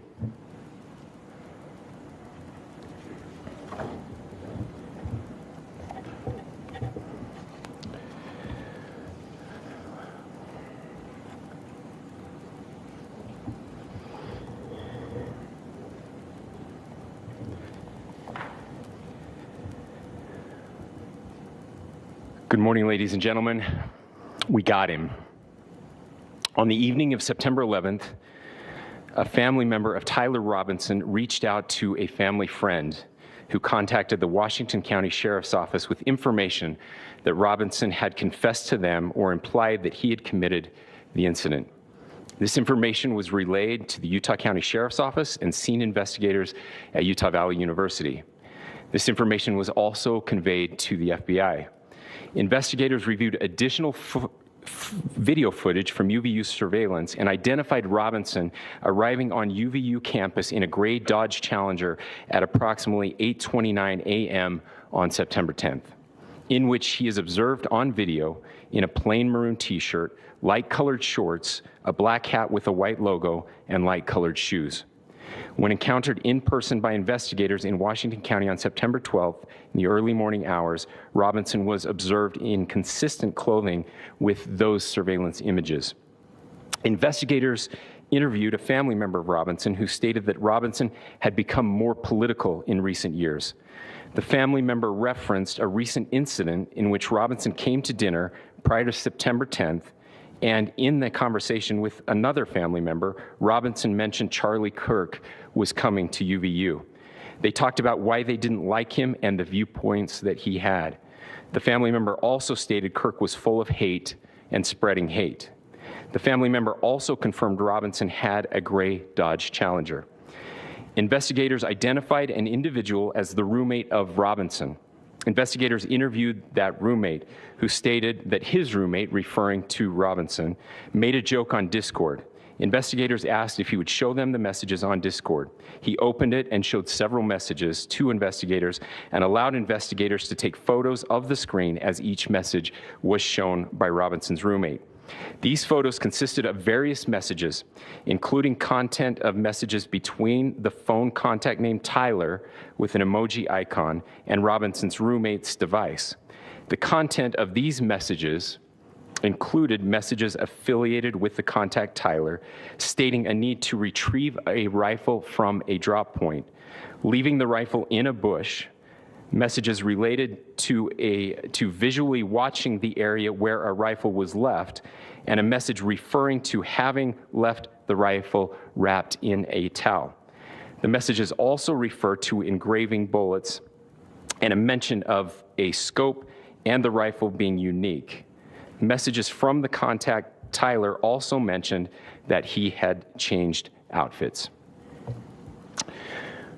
I know there has been speculation as well as to the writing on those casings, those bullet casings, and I believe we have that as well. And I will share that with you now. So the area north of Campus Drive Road where the suspect crossed over, you saw some of that in the video that we released last night, consists of a grassy area with trees on the edge of the UVU campus. Investigators discovered a bolt-action rifle wrapped in a dark-colored towel.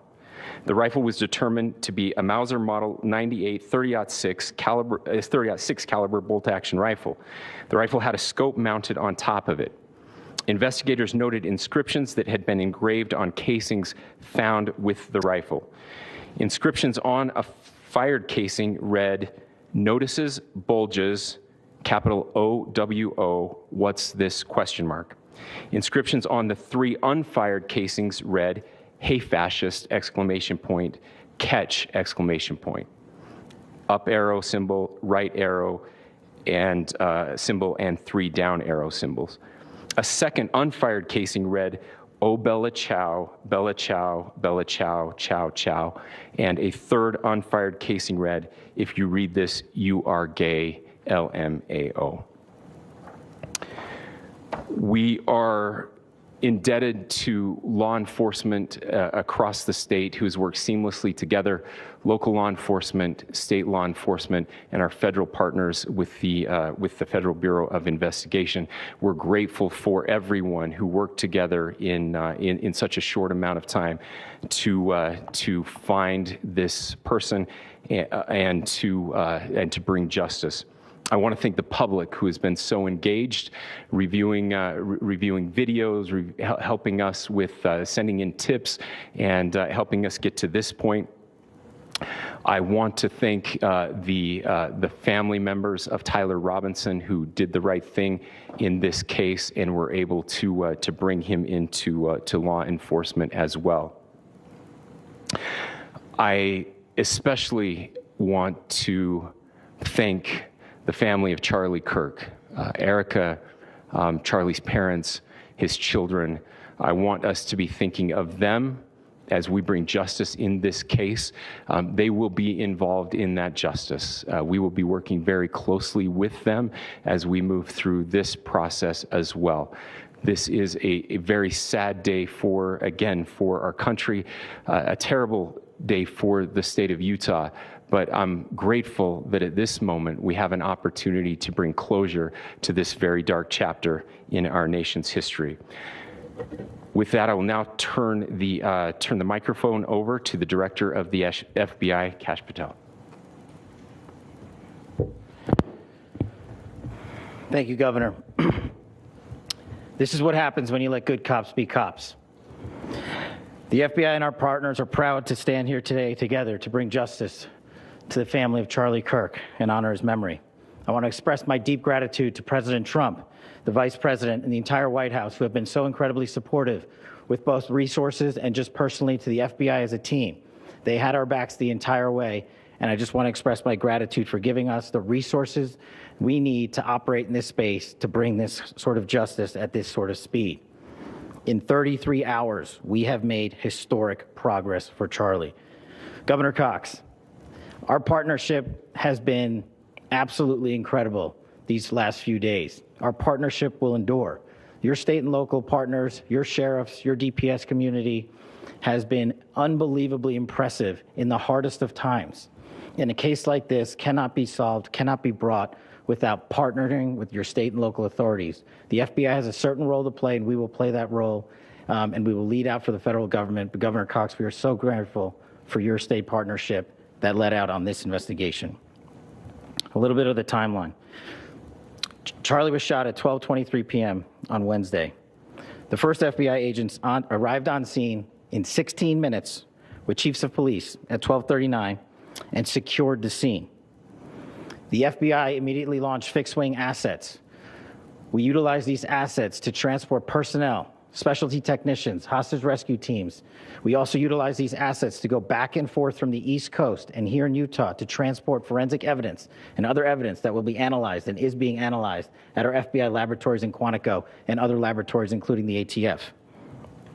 At my direction, the FBI released the first set of FBI photos of the suspect at 10 a.m. local time on 9/11. Then, shortly thereafter, the FBI reward of $100,000 was released at 10:45 a.m. local. Myself and Deputy Director Bongino arrived on the scene at approximately 5:30 p.m. on 9/11. The governor led a press conference last night at approximately 8 p.m., where at my direction, the FBI released a never-before-seen video of the suspect. We also released new images to the public of the suspect. And just last night, the suspect was taken into custody at 10 p.m. local time. In less than 36 hours, 33 to be precise, thanks to the full weight of the federal government and leading out with the partners here in the state of Utah and Governor Cox, the suspect was apprehended in a historic time period. And I want to highlight what Governor Cox said. This would not have been possible without you, the media, and you, the public. That's why we went so public, so fast, and we're so transparent, and we're committed to that transparency. The crime scene, just a little bit there. It is a large crime scene. State and local authorities, along with federal authorities, processed that crime scene quickly. And I even had the ability to walk through that crime scene and walk through the steps the suspect took to learn more about what was needed and what resources we needed to bear to create a full picture for the FBI and leadership back in Washington. Furthermore, thankfully to state and local partners, forensic evidence has been seized and continues to be garnered. Forensic evidence has already been evaluated at FBI laboratories in Quantico and state and local authorities here. We will continue to process evidence as we see it, as we collect it, and we will continue to deliver to Governor Cox and his team. Last night, we had a total of approximately 7,000 leads. As of this morning, thanks to your great work, we have over 11,000 leads that were called in to the FBI. And we are running out every single lead that we can. Every one of those leads will be run out. The arrest is a testament to the dedication of good law enforcement being great and partnerships in law enforcement, which I've tried to highlight as my tenure as the director of the FBI. There is no better relationship for law enforcement than the FBI to partner with state and local authorities, and you've seen it here in these last few days. The FBI Salt Lake field office, along with our offices in LA, Phoenix, Denver, San Antonio, Las Vegas, Pittsburgh, Buffalo, our headquarters component in Quantico, all participate in the FBI. I want to express my deep gratitude to the employees of the FBI, the men and women, the evidence response team tacticians, the special operators, the agents, the support staff. You have done monumental work in historic time when the public, who had a right to demand such an expeditious solving of an investigation, the FBI answered that call diligently, critically important to our nation, and we delivered. And I'm proud to be their leader, and I'm proud to be the director of the FBI. This is a very much an ongoing investigation, as the governor said, and we will continue to work with state and local authorities to develop the investigation, to provide them the evidence they need for their ongoing prosecutions, and we will be here to answer every call they absolutely have, as long as it takes, for as long as we need to find and apprehend whatever suspects were involved in this crime. Lastly, to my friend Charlie Kirk, rest now, brother. We have the watch, and I'll see you in Valhalla.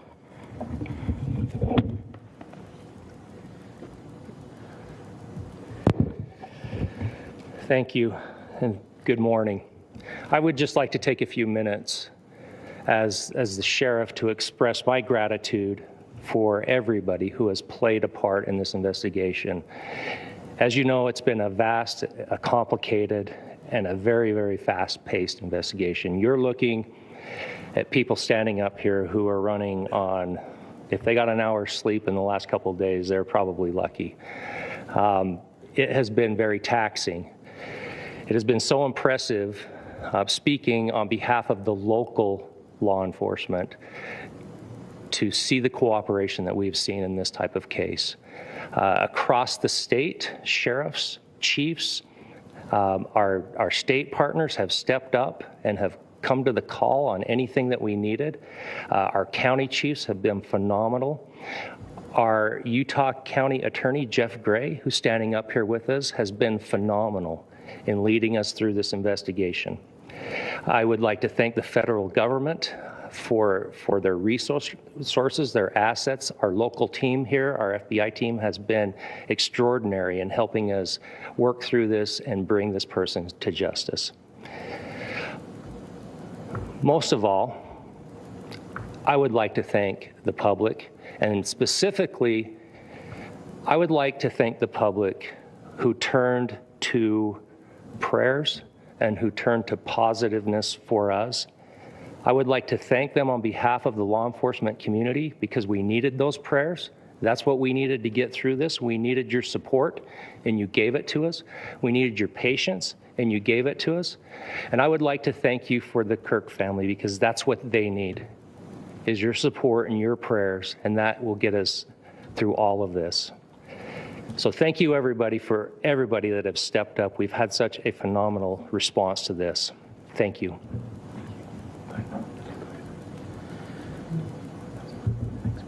I also want to give a special thanks to the Attorney General and the Department of Justice. Their unwavering support and their commitment to justice is shown true here. And without AG Bondi and Deputy Attorney General Todd Blanche and the resources they brought to bear, we would not have been able to complete our mission. And I just want to say special thanks. It's an honor to be a part of the Department of Justice. Thank you again to our incredible law enforcement team who has worked so hard. Sheriff, I got a solid 90 minutes last night, so I'm probably the most well-rested person up here. Ladies and gentlemen, I get the microphone, so I hope you'll permit me a moment just to share a few more thoughts about where we are and how we got here, and maybe a little bit of where we go from here. I don't want to get too preachy, but I think it's important that we, with eyes wide open, understand what's happening in our country today. I've heard people say, well, why are we so invested in this? There's violence happening all across our country, and violence is tragic everywhere.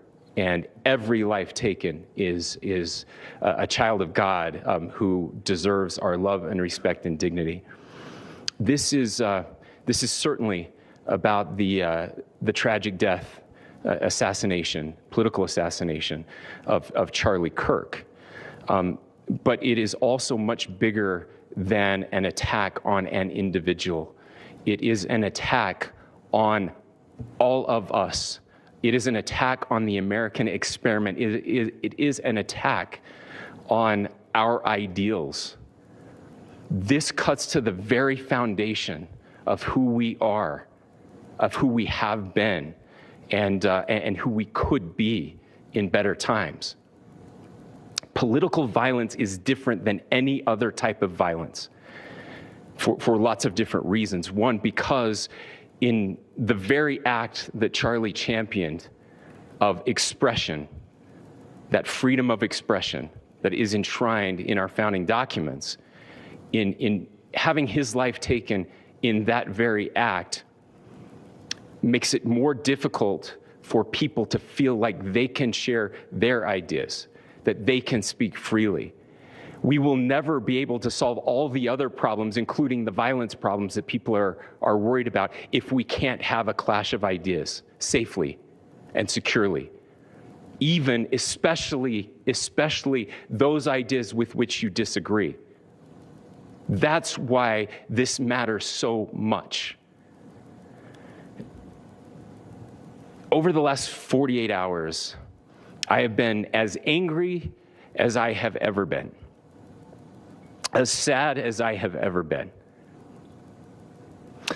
And it was, as anger pushed me to the brink, it was actually Charlie's words that pulled me back. I'd like to share some of those. And specifically right now, if I could, I need to talk to the young people in our state, in my state, and all across the country. As President Trump reminded me, he said, you know who really loved Charlie? The youths. And he's right. Young people loved Charlie, and young people hated Charlie. And Charlie went into those places anyway. And these are the words that have helped me. Charlie said, when people stop talking, that's when you get violence. He said, the weak can never forgive. Forgiveness is the attribute of the strong. The only way out of the labyrinth of suffering is to forgive. Welcome without judgment, love without condition, forgive without limit. He said, always forgive your enemies. Nothing annoys them so much. A few months ago, I referenced this last night. Charlie posted to social media, when things are moving very fast and people are losing their minds, it's important to stay grounded.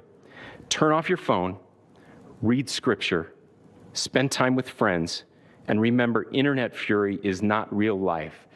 It's going to be okay. He again said, when you stop having a human connection with someone you disagree with, it becomes a lot easier to commit violence. He said, what we as a culture have to get back to is being able to have a reasonable agreement, where violence is not an option. Now, again, to my young friends out there, you are inheriting a country where politics feels like rage. It feels like rage is the only option. But through those words, we have a reminder that we can choose a different path. Your generation has an opportunity to build a culture that is very different than what we are suffering through right now. Not by pretending differences don't matter, but by embracing our differences and having those hard conversations. I think we need more moral clarity right now. I hear all the time that words are violence. Words are not violence. Violence is violence.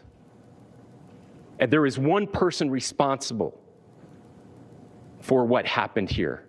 And that person is now in custody and will be charged soon and will be held accountable. And yet, all of us have an opportunity right now to do something different. I want to thank my fellow Utahns. This bad stuff happens. For 33 hours, I was praying that if this had to happen here, that it wouldn't be one of us.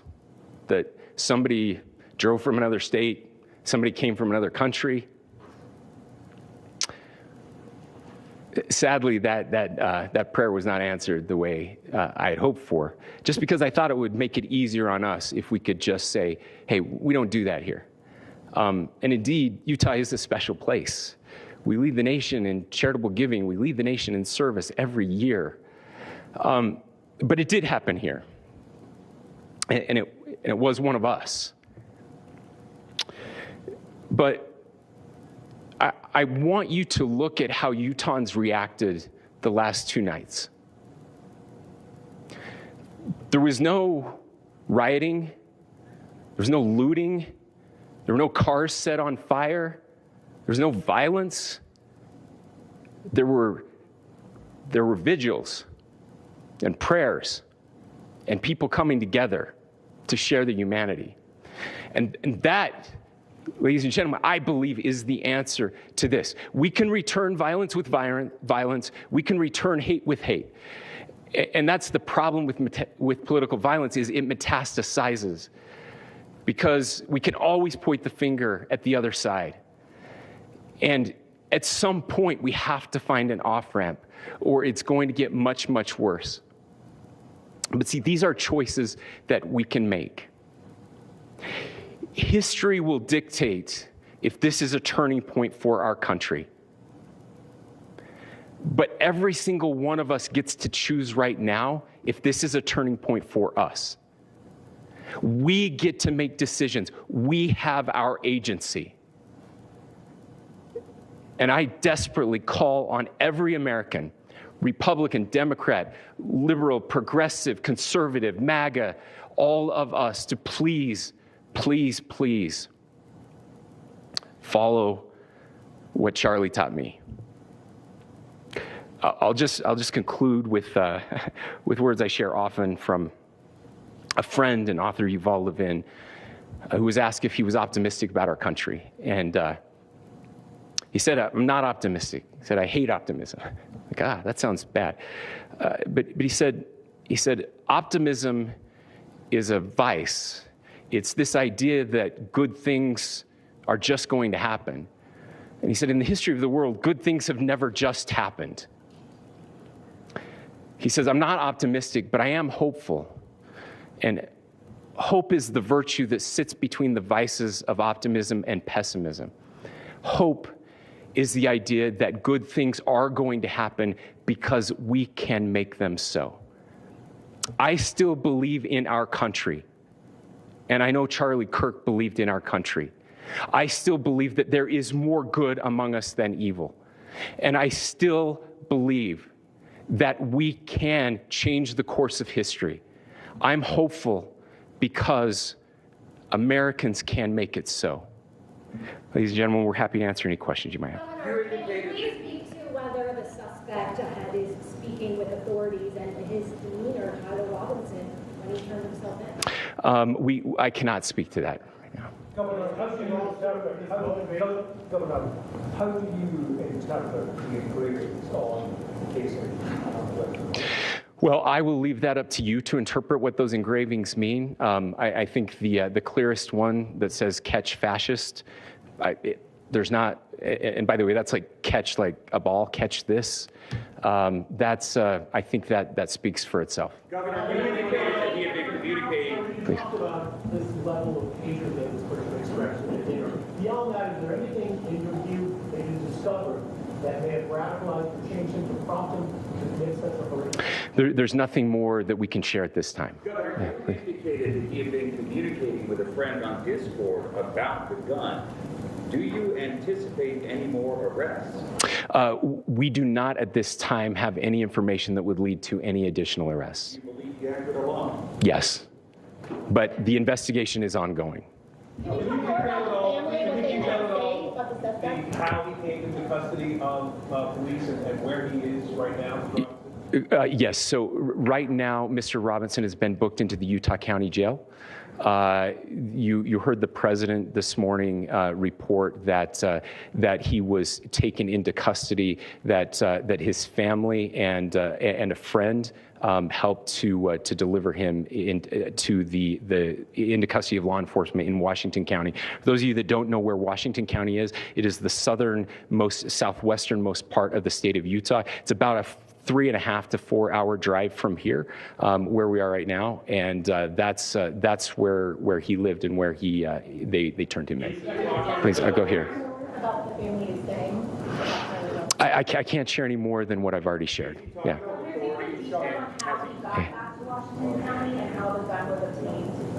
So how we obtained the gun was found here.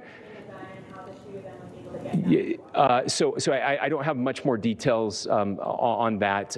We do know that he drove. We had his car here on campus, and then we had his car going south back to the St. George. It's actually the city of Washington in Washington County. Is he talking with authorities, and did he discuss a road? I'm sorry? We don't have any information that would lead us to believe that. Yes, in fact, it was just released. Yes. Talking with authorities, and did he discuss a motive? I can't answer that right now. Yeah, thank you. Over here. About trying to reunite this country. Do you feel this is a watershed in American history? I absolutely believe that this is a watershed in American history. Yes. The question is, what kind of watershed? And that chapter remains to be written. Is this the end of a dark chapter in our history, or the beginning of a darker chapter in our history? Look, I mean, if you look at true political assassinations in this country of someone of this stature, this feels a lot like the late 60s, and having one so gruesomely displayed on camera in all of our hands and in all of our pockets. We are not wired as human beings biologically, historically. We have not evolved in a way that we are capable of processing those types of violent imagery. And by the way, we've seen another one with a gruesome stabbing very recently that went viral. This is not good for us. It is not good to consume. Social media is a cancer on our society right now. And I would encourage Again, I would encourage people to log off, turn off, touch grass, hug a family member, go out and do good in your community. That is happening, and it's happening organically right now. I had a friend in a small city in Utah who said, we're getting together. The Republicans and Democrats in my little town are getting together to have a discussion tonight, last night, just to find a way to find their better angels. So yes, this could be. I mean, you know, again, you have to go back to JFK to have seen a video live of something like this happening. I wasn't born until 1975, but I know that things were really dark in the late 60s. Sorry to some of you. I know some of you were there. But this is our moment. Do we escalate, or do we find an off-ramp? And again, it's a choice. It's a choice, and every one of us gets to make that choice. Two more questions right here. Could we clarify that the release of those enhanced images at 8 p.m. in Timeline that Director Patel gave us led to the arrest at 10 p.m.? Is there a direct connection between those two events? I cannot comment if there is a direct connection or not, but all I can say is that that through some process, the family came to know that this had happened. One more thing, Governor. Could you just clarify the clothing issue you mentioned earlier? Was he changing outfits? Correct. Yes. So when he's first spotted on campus, he has different clothing on, and then he changes clothing on the roof, and then changed back into that clothing at some point, so that when he was apprehended, when he was arrested, the clothing matched the clothing he had on before the shooting here at UVU. Last question here. Yes. Suspect was from Utah. Can you kind of tell us a little bit more about where, and was he a student here at the university, and is there any history of mental illness? Yeah. So I don't have any information on the mental illness part. He was not a student here at UVU. He was living and had lived for a long time with his family in Washington County, in the southernmost part of our state.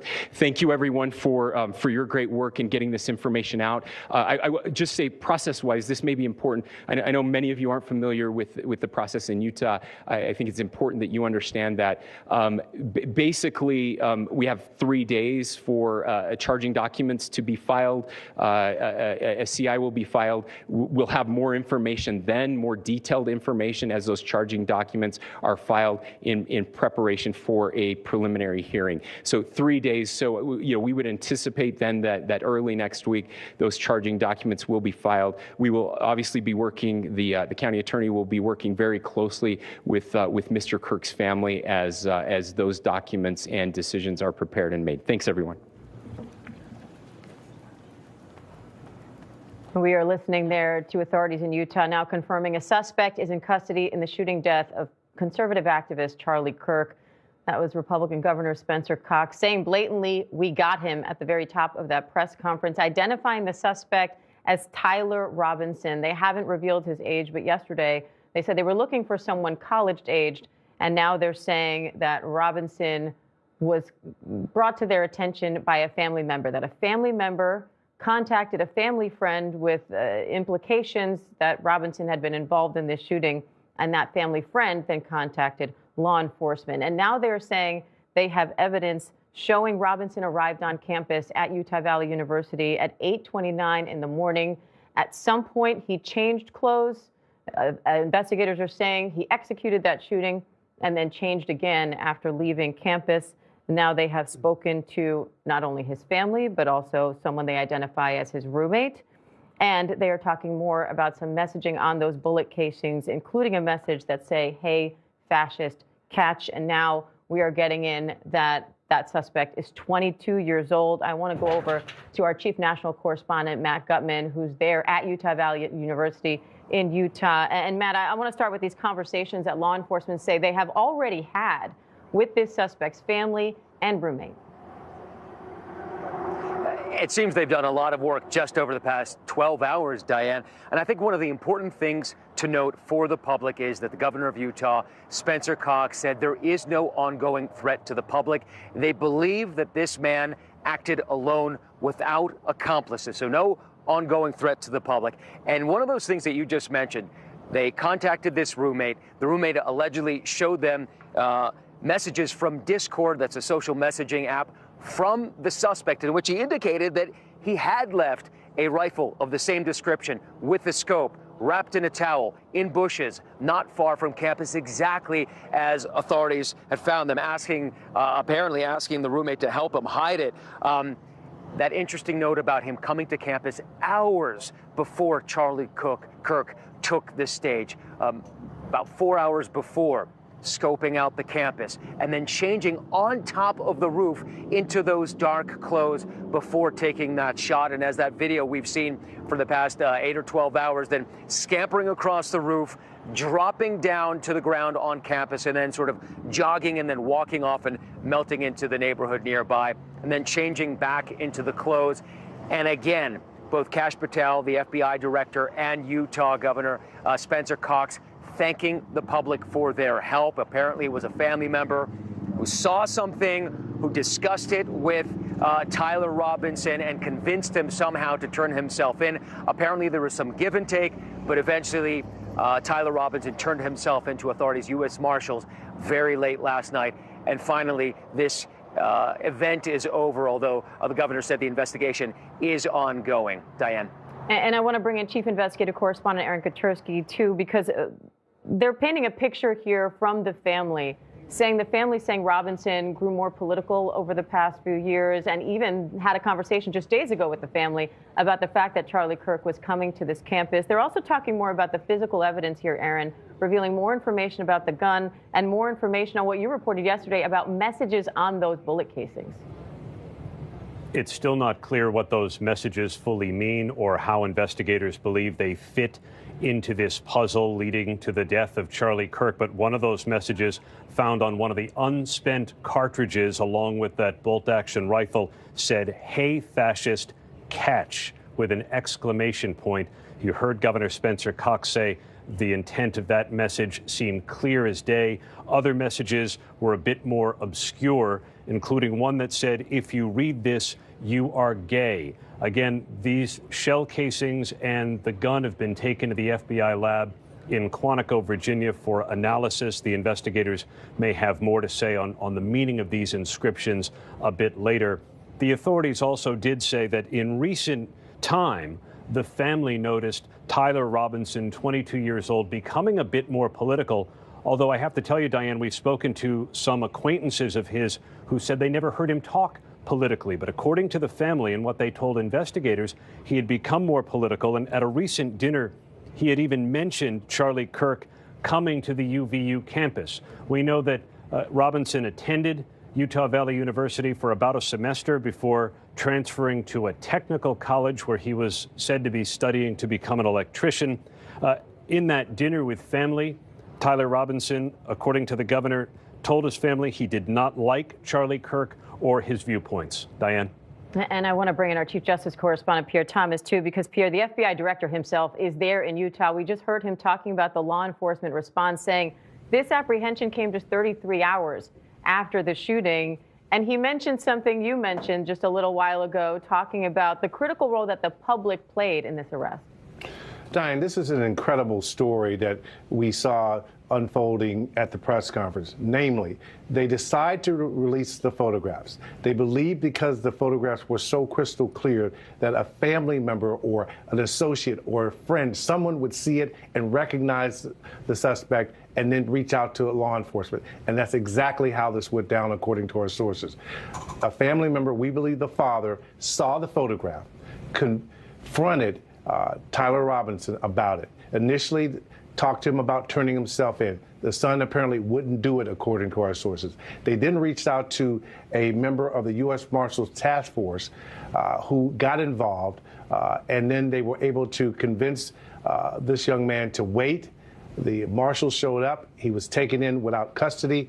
Law enforcement has often talked about how releasing photographs and using the public can be a force multiplier, and that's exactly what happened. The other thing I would point out, Diane, is this. Charlie Kirk is a person who was a friend to not only President Trump, the Attorney General Pam Bondi, but also to FBI Director Kash Patel, who was heavily involved in the MAGA movement before he became the FBI Director. And I was struck by him saying, quote, "To my friend, Rest now, brother. We have the watch. I will see you in Valhalla. Clearly personal to the FBI director and also personal to the president. And we also heard the governor, Spencer Cox, there talking about the political nature here and political violence in general, saying political violence is different than any other. And now he's calling this a watershed moment, saying it's not clear if this is the beginning or the end of a dark chapter in this country. And I want to go to Chief Washington correspondent John Karl on that point, because, John, political violence has become a trend in this country. This isn't just a one-off event. Powerful words from Republican governor of Utah, Spencer Cox. He said very clearly there is one person responsible for the killing of Charlie Kirk. One person. It's Tyler Robinson. He said words are not violence. Violence is violence. This is a direct response to those who are saying that this is to be blamed on the, quote, radical left, that this is something that needs to be blamed on what people have said about Charlie Kirk or said about Donald Trump or said about the MAGA movement. And his statement that this is a watershed moment was very powerful. The question, he said, is, do we escalate? Does this lead to another spiral of violence, or do we find an off-ramp? And as he said that, you've been watching social media. We've all been looking at what's on social media. There is very ugly things being said on social media. He said social media is a cancer on our society. Turn it off. Hug a friend. Hug a family member. Find your better angels. The question he asked, I think, is the question that a lot of people are going to be asking going forward again, is, do we escalate? Does it get worse? Or do we find an off-ramp? And we're already seeing a memorial now growing outside of Turning Point USA, which was Charlie Kirk's organization there in Arizona, as people ask that very question, John. And as investigators will now be asking a lot of questions of this suspect now in custody. Again, that suspect identified as 22-year-old Tyler Robinson. We will have a lot more coverage on this on ABC News Live and abcnews.com. Right now, we'll return to your regular programming. For some of you, that's Good Morning America. And David Muir will be back with the entire team for World News Tonight. I'm Diane Macedo. Have a great rest of the day.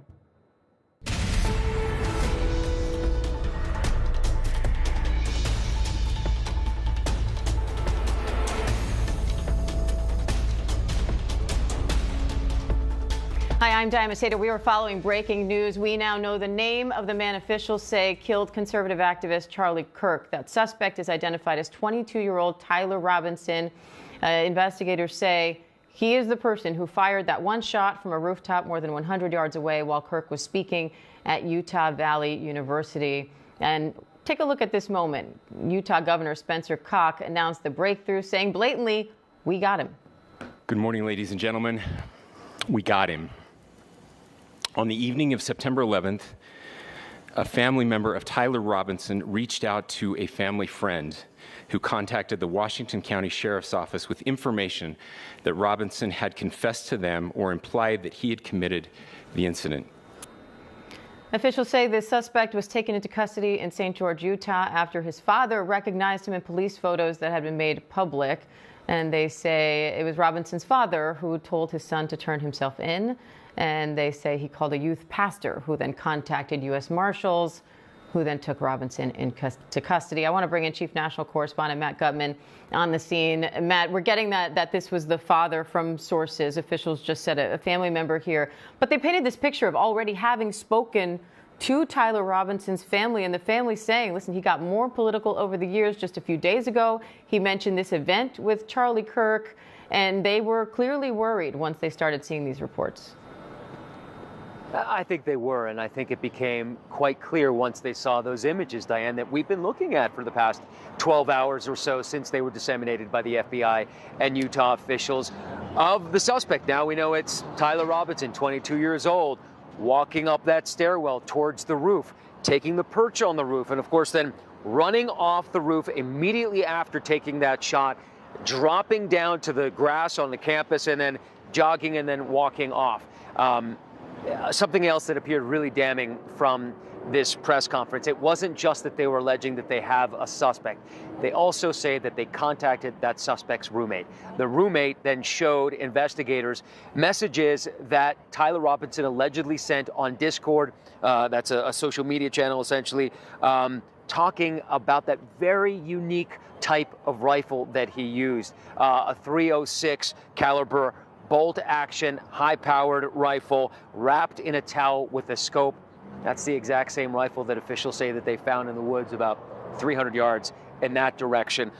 There were some other things that were matching between the Discord notes and what they found on the ground, indicating to them that this really is the suspect that they have been looking for the past 33 hours. And I got to tell you, Diane, at some point late last night, when they appealed to the public so many times, Governor Spencer Cox saying, I think 5 or 6 times during the press conference, we need your help.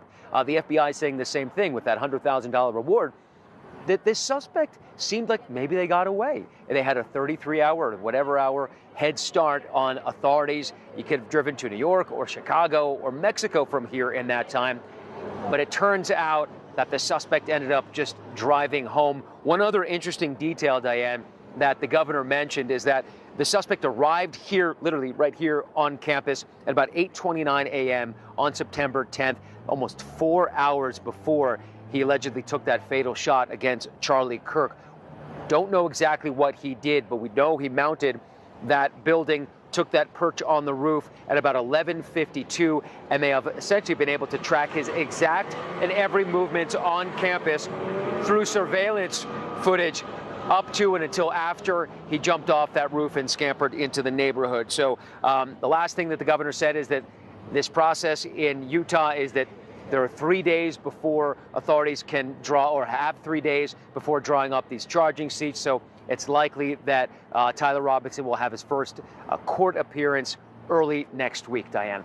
And Pierre, I want to bring our Chief Justice correspondent, Pierre Thomas, because Pierre, this was a very detailed press conference. They started with not only obviously Robinson's name, detailing how he came to law enforcement's attention, and then walking through that timeline that Matt just said, saying he arrived at 8:29 in a Dodge Charger. They then confirmed with the family and the roommate that he has a Dodge Charger. They're talking about the messages to the roommate and then comparing that to the weapon that they found that they suspect is the murder weapon, sort of linking all this together. And it was interesting to hear them elaborate more, even on the messages on those bullet casings. Indeed. You can tell that the press conference was delayed in part because they had this wealth of information. And I think we have to give them credit for wanting to be as transparent as they actually were. But I think, Diane, the critical part of the story and the storytelling here is the notion that a decision was made that as soon as they got clear imagery of the suspect, that they would release it, with the notion that the pictures were clear enough, with enough of an angle where you could see a clear picture of the face, that someone would notify them that they know this person. And based on the account we got from the podium, that's exactly what happened. Just imagine the story that's been told to us. A family member, we're told the father, seeing the photograph and then confronting his son about it, and then reaching out to a law enforcement official and having his son taken into custody. This is an incredible story, heartbreaking on so many different levels, but the human aspect of the story, combined with the law enforcement, that the public becomes a force multiplier in these cases. There was a period of time where they were not going to release the imagery. I think they were trying to use AI and facial recognition to see if some kind of official government document or something like a driver's license would be matched up. That didn't happen, so they said, let's get this out so people can see it, and we see the results. And our Chief Washington correspondent, John Carl, is here with me on set. And John, as they were talking about these messages on the bullet casing, we had some of this reported yesterday, and now we're hearing that one message said, "Hey, fascist, catch." Another one said, "Bella ciao, bella ciao." And you were listening to them talking about these messages, saying they have anti-fascist, a common theme here. Yeah, absolutely. First of all, in the bullet casing that had "Hey, fascist, catch," which, as Governor Cox said, pretty much speaks for itself, it also included a series of symbols. And those symbols seem to be the very symbols that are associated with a political party in Germany that opposed the Nazis in the 1932 election. So an anti-Nazi, anti-fascist political party from Germany in the early 1930s. And the other one that quotes the lyrics from a song called Bella Ciao. Bella Ciao was a song, a rallying song associated with the partisan movement, the anti-fascist movement in Italy. So the Italian opposition that opposed the Italian fascists in the 1930s and opposed the Nazis in the 1930s. So clearly an ideological dimension to this, it would seem, an anti-fascist message. And we'll wait on investigators to talk more about a motive once they pinpoint it here. But they did say that the family talked about having a discussion about Charlie Kirk just a few days before, when the suspect came in and said that he was coming to campus, and they had a discussion about hating Charlie Kirk and that he spread hate and so on. And then you have the governor, Spencer Cox, here in this very press conference calling this a watershed moment and saying it's a question of, is this the start of a dark chapter or the end of a dark chapter in this country? Because like it or not, political violence has become a growing trend here. And I think what you heard Governor Spencer Cox do is to play two roles. One, he is the governor of the state where this horrific shooting took place. He's clearly been taking the lead in this investigation and communicating about the investigation. But he is also speaking to the nation, and he is speaking about this trend of political violence. He did it in the immediate aftermath of the shooting, and he did it very powerful here. In talking about a watershed moment, he is saying that we have a choice as a country. Are we going to go into a deeper spiral of violence, or are we going to wake up from this? And are we going to, as he said, seek an off-ramp? I thought very powerful words, and a direct response from what we have heard from some on the right who are saying that this is a political move that is to be blamed on the left, on the so-called radical left. Spencer Cox says there's one person and one person alone responsible for what happened here, and that's Tyler Robinson. All right. John Carl, Matt Gutman, Pierre Thomas, thank you all. I'm Diane Macedo. The news never stops, and neither do we. We have a lot more news right after the break, including more updates on this case. Stay with us. Whenever, wherever news breaks, it's so important to always remember that lives are changed. Here in London, in Buffalo, Uvalde, Texas, Edinburgh, Scotland. From Poland once again tonight. Thank you so much for streaming with us. Ukrainian refugees here in Warsaw. Do you think you'll ever be able to go back home? We're heading to a small community outside of Mexico City. Splintered houses and splintered lives. The magnitude of the devastation. You're streaming ABC News Live. Reporting from Rolling Fork, Mississippi. Santa Fe, New Mexico. Raleigh, North Carolina. The U.S. Capitol. Mayfield, Kentucky. Minneapolis, Mexico. Tongass National Forest, Alaska. Getting you behind the stories as they happen. Giving you a front row seat to our world as it plays out in real time, live. ABC News Live Prime. We'll take you there. Stream ABC News Live weeknights, America's most honored streaming news program, only on ABC News Live. Streaming free right now wherever you stream your news. I did not picture myself surviving through that day. He was tracking her. He was everywhere. I heard the squeak of a floorboard. I've been kidnapped. This becomes a fight for my life. And we're all holding our breath. My mind is the only thing that's going to get me out of here. Open the door! This is a horror film. Stalking Samantha. 13 Years of Terror. Only on Hulu. Okay, we want to know, who are the people in your state that make such a big difference? Come on now. We all know someone who does so much. And we want to celebrate them with you. So scan this QR code or go to goodmorningamerica.com. Tell us about them. We're coming to all 50 states in 50 weeks to celebrate the best of what makes America beautiful. We found 3 of the richest people in the world sniffing around a murder scene. They're billionaires. Let's talk murder. You're watching America's #1 streaming news, ABC News Live. Breaking news, exclusives, live reporting across the globe. Keep streaming with ABC News Live.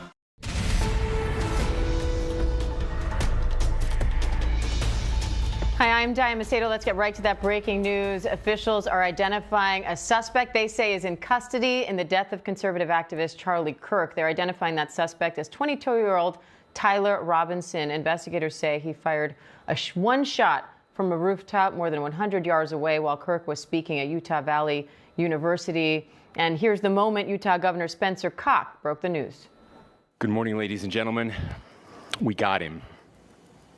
On the evening of September 11th, a family member of Tyler Robinson reached out to a family friend who contacted the Washington County Sheriff's Office with information that Robinson had confessed to them or implied that he had committed the incident. They say U.S. Marshals took Robinson into custody in St. George, Utah. We are told by sources it was his father who recognized him in police photos and then contacted a family friend who then contacted law enforcement. The officials in this press conference just said it was a family member. Well, let's bring in our chief investigative correspondent, Aaron Katursky, Justice Department reporter Alex Mallon, ABC's Jacqueline Lee, who's there at Utah Valley University, and our White House correspondent, as well as our former NYPD chief of detectives, Robert Boyce. Aaron, let's start with you. Just walk us through the nuts and bolts here, how this came to be. Because we have the FBI director now saying that this arrest was made at 10 o'clock last night, less than 33 hours after the shooting.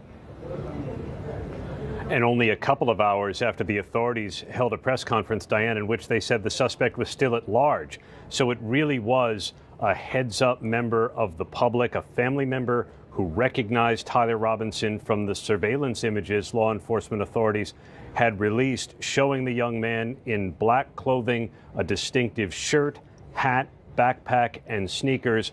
And we're told it was his father who at first approached Tyler Robinson and encouraged him to turn himself in. When he refused, we're told the father called a family friend who's a youth pastor and affiliated with the U.S. Marshals Service. The Marshals took the young man into custody overnight, and the governor says he will be charged in the coming days with offenses that could get him the death penalty. The governor also credited the work of law enforcement and the decision to release those surveillance images.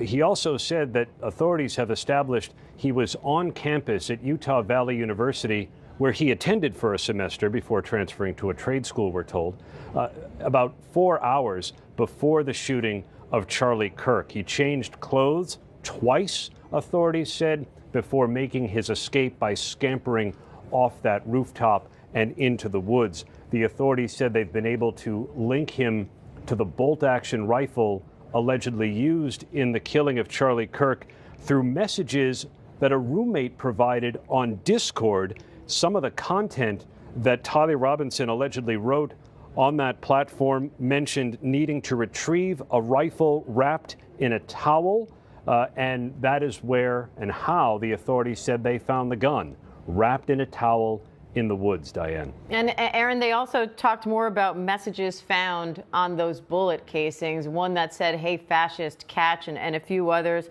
What are you learning about those? That one, the governor said, "Hey, fascist, catch," the governor said spoke for itself. There were other messages that may have been a bit more obscure. There was an Italian phrase, "Oh, bella ciao, ciao, ciao," and another on one of the unspent cartridges that said, "If you read this, you are gay." The authorities have not said what those mean. The governor declined to elaborate on those.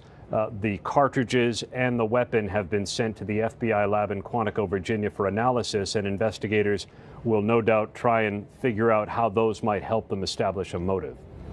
And I want to go over to Alex Mallon because, Alex, the FBI director was there at this press conference. He's been there since last night. And he also talked about the response to law enforcement here, how this whole thing came together, and really praising the public for playing a critical role. Yeah, and I think this came after, obviously, FBI Director Kash Patel was under significant criticism for his initial handling. Remember, he actually announced the day that this happened that they had a subject in custody, and that turned out not to be true. They had to release that individual after interviewing him. So his comments on this publicly were scrutinized. He obviously went to the scene yesterday with Deputy Director Dan Bongino. They both personally surveyed it. And then he attended that news conference last night where he didn't say a word and they released those videos. But obviously, he was very much touting the work of local law enforcement, the partnership with the federal law enforcement. He said that obviously releasing those videos, the decision to take those videos and the pictures out, he said he credited with the identification ultimately of this subject. And I think that, you know, we're gonna see whether the Justice Department and federal prosecutors weighed bringing federal charges in this case. We heard from Governor Cox. He said he anticipates that they have about 3 days to bring local charges, which will spell out a lot more information about this case. I think that, you know, you're going to see in the coming hours, they're going to be exploiting all of his devices. They're going to be conducting search warrants and more interviews. We could get a lot more information and that initial complaint that they bring against him. And our Jacqueline Lee is there at Utah Valley University where this all unfolded as Charlie Kirk was speaking to a group of thousands of people. Jacqueline, what's the reaction like there now that they not only have a suspect in custody, but are sort of detailing all this evidence that they think links this person to this crime? Right. I mean, obviously, there's a huge sense of relief, and we've heard that ever since the shooting took place, is students and community members were terrified because the shooter was still out there. People didn't know if they were going to return, if there were going to be copycats, or what the situation was. And so the fact that now the shooter is behind, or the suspect is behind bars, is a huge relief to everybody. But what, you know, just listening to the press conference, what I think now when investigators continue to kind of probe into what led up to the shooting and the motivation, the unanswered questions of, for example, they talked about the roommate. The roommate opened this Discord chat that they had with the suspect talking about picking up a rifle, you know, putting it in a bush and it being wrapped in a towel. And then also there were conversations with family members of the suspect where family members said the suspect was filled with hate and had gotten more political over the last year. And so it'll be interesting to see what investigators are able to piece together now that they have someone in mind and they've been able to interview the people around the suspect. But, you know, here on the ground, people are relieved that someone is behind bars. That was the big concern over the last 30 hours. Diane. And I want to go to Karen Travers for us at the White House, because, Karen, it just goes to show the high-profile nature of this case that we actually first learned that there was a suspect in custody from the president himself.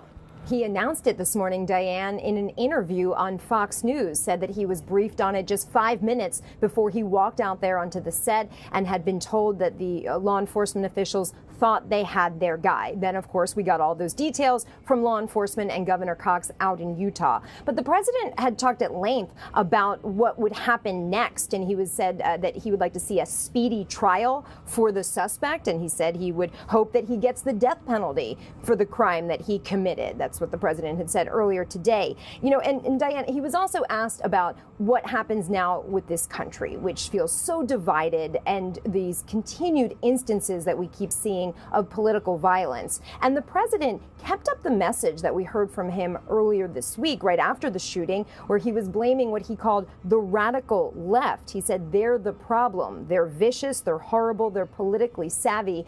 Very different message than what we heard from Utah Governor Cox in that press conference, Diane, who said this is the moment for the country. Do we escalate or do we find an off-ramp? Governor Cox said it's a choice. Certainly more of a measured response there, calling for calm and an understanding from people on both sides of the political aisle. And Robert, they also talked more about the timeline here. They're now saying they are putting Tyler Robinson at the campus, arriving at 11:29 in the morning.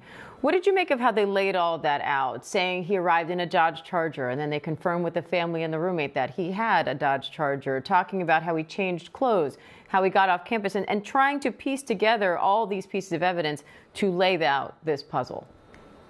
Diane, it's important to understand that because that goes to a premeditated homicide. He planned this out.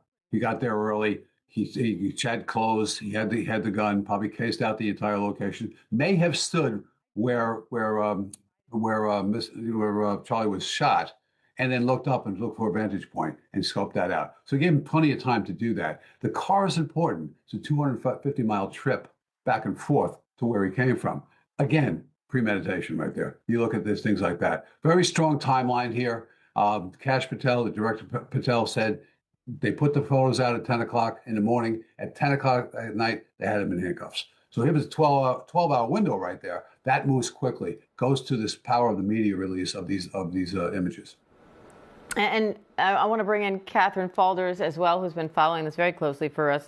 Catherine, unusual in that you are hearing the president break news and commenting in real time on this case. We also heard the FBI director himself in this conference saying, he had a message for Charlie Kirk saying, "Rest up, my brother." The influence here, it's hard to understate or overstate, rather, the level of influence and where that goes from here.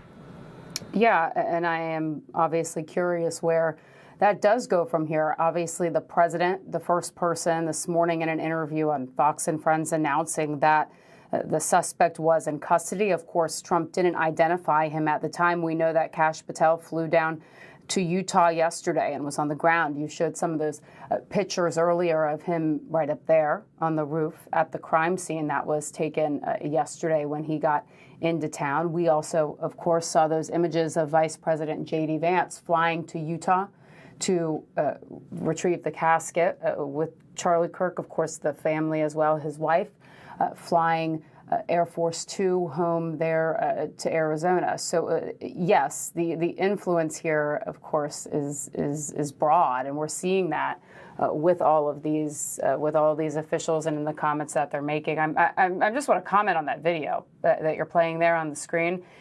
That video, when they released that late last night during their press conference, it's just quite striking. It obviously shows the suspect on that roof where Kash Patel was seen yesterday as well.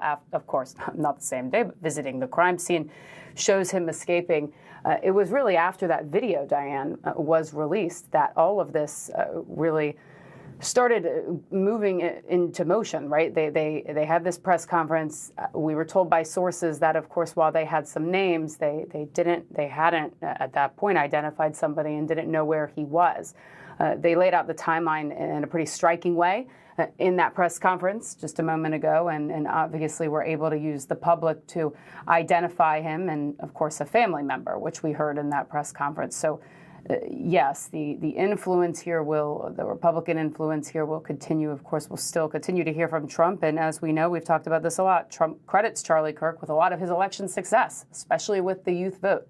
So we'll see what else he has to say later on today, I'm sure. And I want to bring that point about the family here to our chief investigative correspondent, Aaron Katursky, because, Aaron, it sounds like his family's playing a critical role here. Not only that it was a family member who brought this to the attention of a family friend who brought it to the attention of law enforcement, but they're also saying they already talked to his family, they already spoke to his roommate. Where does this investigation go from here? The family provided critical detail, perhaps in understanding a motive as authorities work to determine one. According to the governor, the family told investigators that Tyler Robinson had become more political recently, and in fact, at a recent dinner, had mentioned Charlie Kirk's visit to Utah Valley University, and it appears at that dinner, according to the family, that Robinson expressed a view that he did not like Charlie Kirk or his viewpoints. Now, whether that presaged any violence, the investigators did not say, but it does help them perhaps establish at least an inkling that Tyler Robinson allegedly did not like Charlie Kirk and would have cause. But they are still digging in and investigating other connections that he had, no doubt looking at social media.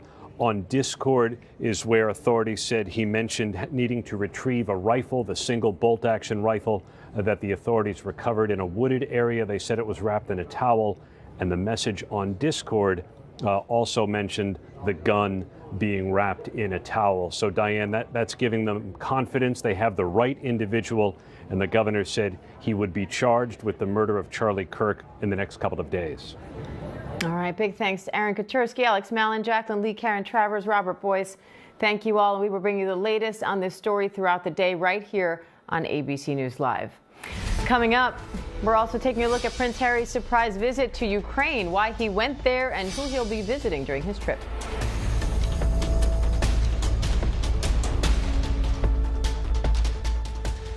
I'd never seen that many skeletal remains. Thousands. It's a serial killer case. This killer, he's the Dahmer you've never heard of. More and more men are going missing, and then the lead broke the case open. They discovered the farm. The whole place was so bizarre. There were mannequins, almost like it was a club. I felt the presence of evil. The largest number of unidentified human remains, second only to the World Trade Center. Not many people live to tell about their involvement with the serial killer. Everything we know about this case comes from you. Absolutely. Let's not do that. Ooh, I'm sorry. Never before a face-to-face interview with a camera. Why now? Let me ask you, am I the evil culprit, the accomplice? I'd like to know how the audience views me. The Fox Hollow Murders, Playground of a Serial Killer. Only on Hulu.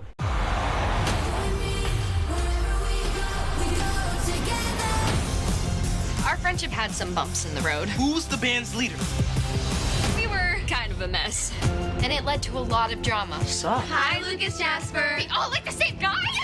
Yay! Oh. It was chaos. Let's ride. Buckle up. Abby and Libby had gone on a walk, but when we went to pick them up, they weren't there. When the bodies were found, it felt different than any crime scene that I've ever seen. She captured the image of her own murderer. That Libby was able to get the video was very amazing. There were dozens of viable suspects.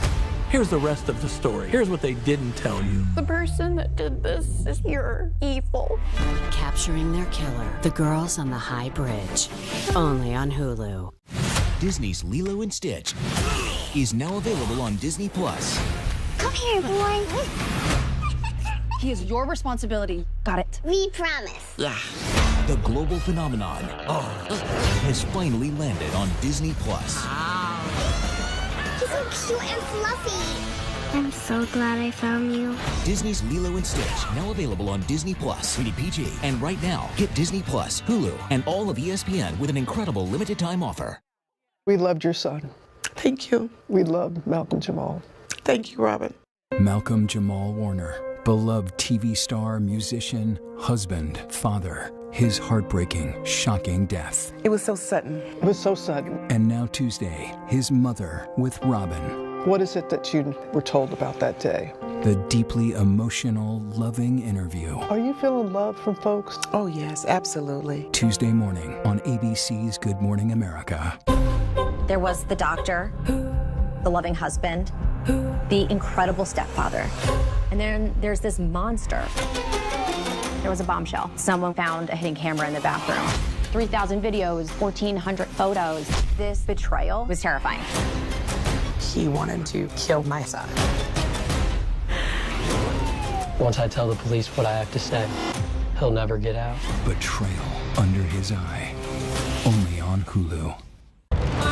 It was a kidnapping, torture case. A crime of greed and cruelty. The men tortured the victim by beating, tasing, and burning him. And this is where it gets really horrible. The guy was cutting off my roommates. It was like a bad dream. This crime was horrific.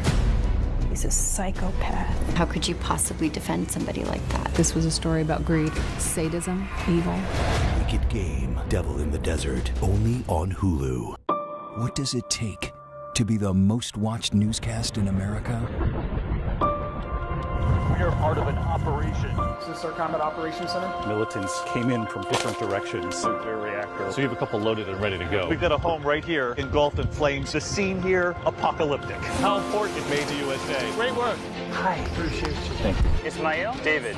I'm David Muir. I know you are. You Watch do. you every night. ABC's World News Tonight with David Muir is America's most watched newscast. ABC's Nightline. The stories that shape your world, that shape your life. Dramatic, stunning, empowering, life-changing. For 45 years, the most powerful stories of our time. This is Nightline. Wherever the story is, Nightline will take you there. Just because it's late night doesn't mean you should be in the dark. For a brighter take on the day, this is ABC's Nightline. After Kimmel, late night on ABC. I love this version. version of me. America's #1 most watched daytime talk show is ABC's The View. You all heard it here first. I love it. I'm there for it. Hot topics, political views. That's what we're about. Voices that matter. It all goes down right here. That's why it's called the what? The View. I love it. I'm all in. Second that.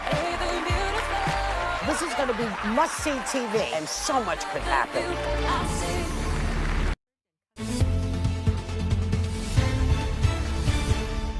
Welcome back to ABC News Live. First, the FBI is investigating after nearly a dozen schools were targeted with swatting incidents. Law enforcement tells ABC News many of the false emergency calls threatened racially motivated shootings at several historically black colleges and universities. The FBI says it's aware of the incidents and is taking those threats seriously. Our chief investigative correspondent, Aaron Katursky, has the latest on that. Hi, Aaron. American campuses are experiencing an epidemic of hoax calls about bogus shootings and other emergencies. On Thursday alone, these swatting calls panicked at least a dozen schools. Police racing in, chasing phantom threats, many of them racially motivated and targeting historically black colleges and universities. Activities froze at places like Virginia State. Classes are canceled through the weekend at Southern University in Louisiana. Campus shootings are too common now, and police agencies say they must respond as if a threat is real. But the concern here is twofold. Swatting wastes law enforcement resources and sends heavily armed officers into student spaces with guns drawn.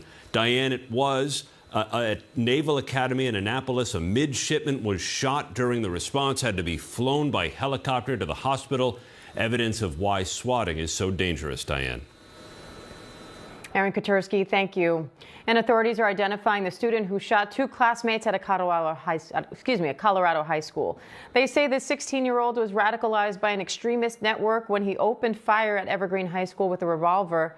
He reportedly died of a self-inflicted injury. The Sheriff's Department is also correcting earlier reports that one injured student had been released from the hospital, now saying two teens are still receiving treatment. The Sheriff's Department is crediting lockdown drills with saving lives in this case. And Prince Harry's making a surprise visit to Ukraine. He's meeting with veterans there and working to help rehabilitate wounded soldiers. Foreign correspondent Maggie Rulli has the details. Hey, Diane. Yeah, this was a surprise this morning. Prince Harry hopped on the overnight train to the country's capital of Kyiv and told reporters on the way that he wanted to humanize the people involved in this war. Now, in addition to meeting with the prime minister, he's also expected to meet with some 200 Ukrainian veterans, with the focus of this trip really being about rehabilitating Ukrainian soldiers. Diane, we know this is something that is so close to Prince Harry's heart. He was in the military himself for 10 years. He did 2 tours in Afghanistan. He also started the Invictus Games back in 2014, and he has visited Ukraine before. In April of this year, he went to the western part of the country and visited a rehabilitation center. But Diane, this is his first time in Kyiv. We have to remember, Kyiv is a place that the Russians continue to bomb regularly.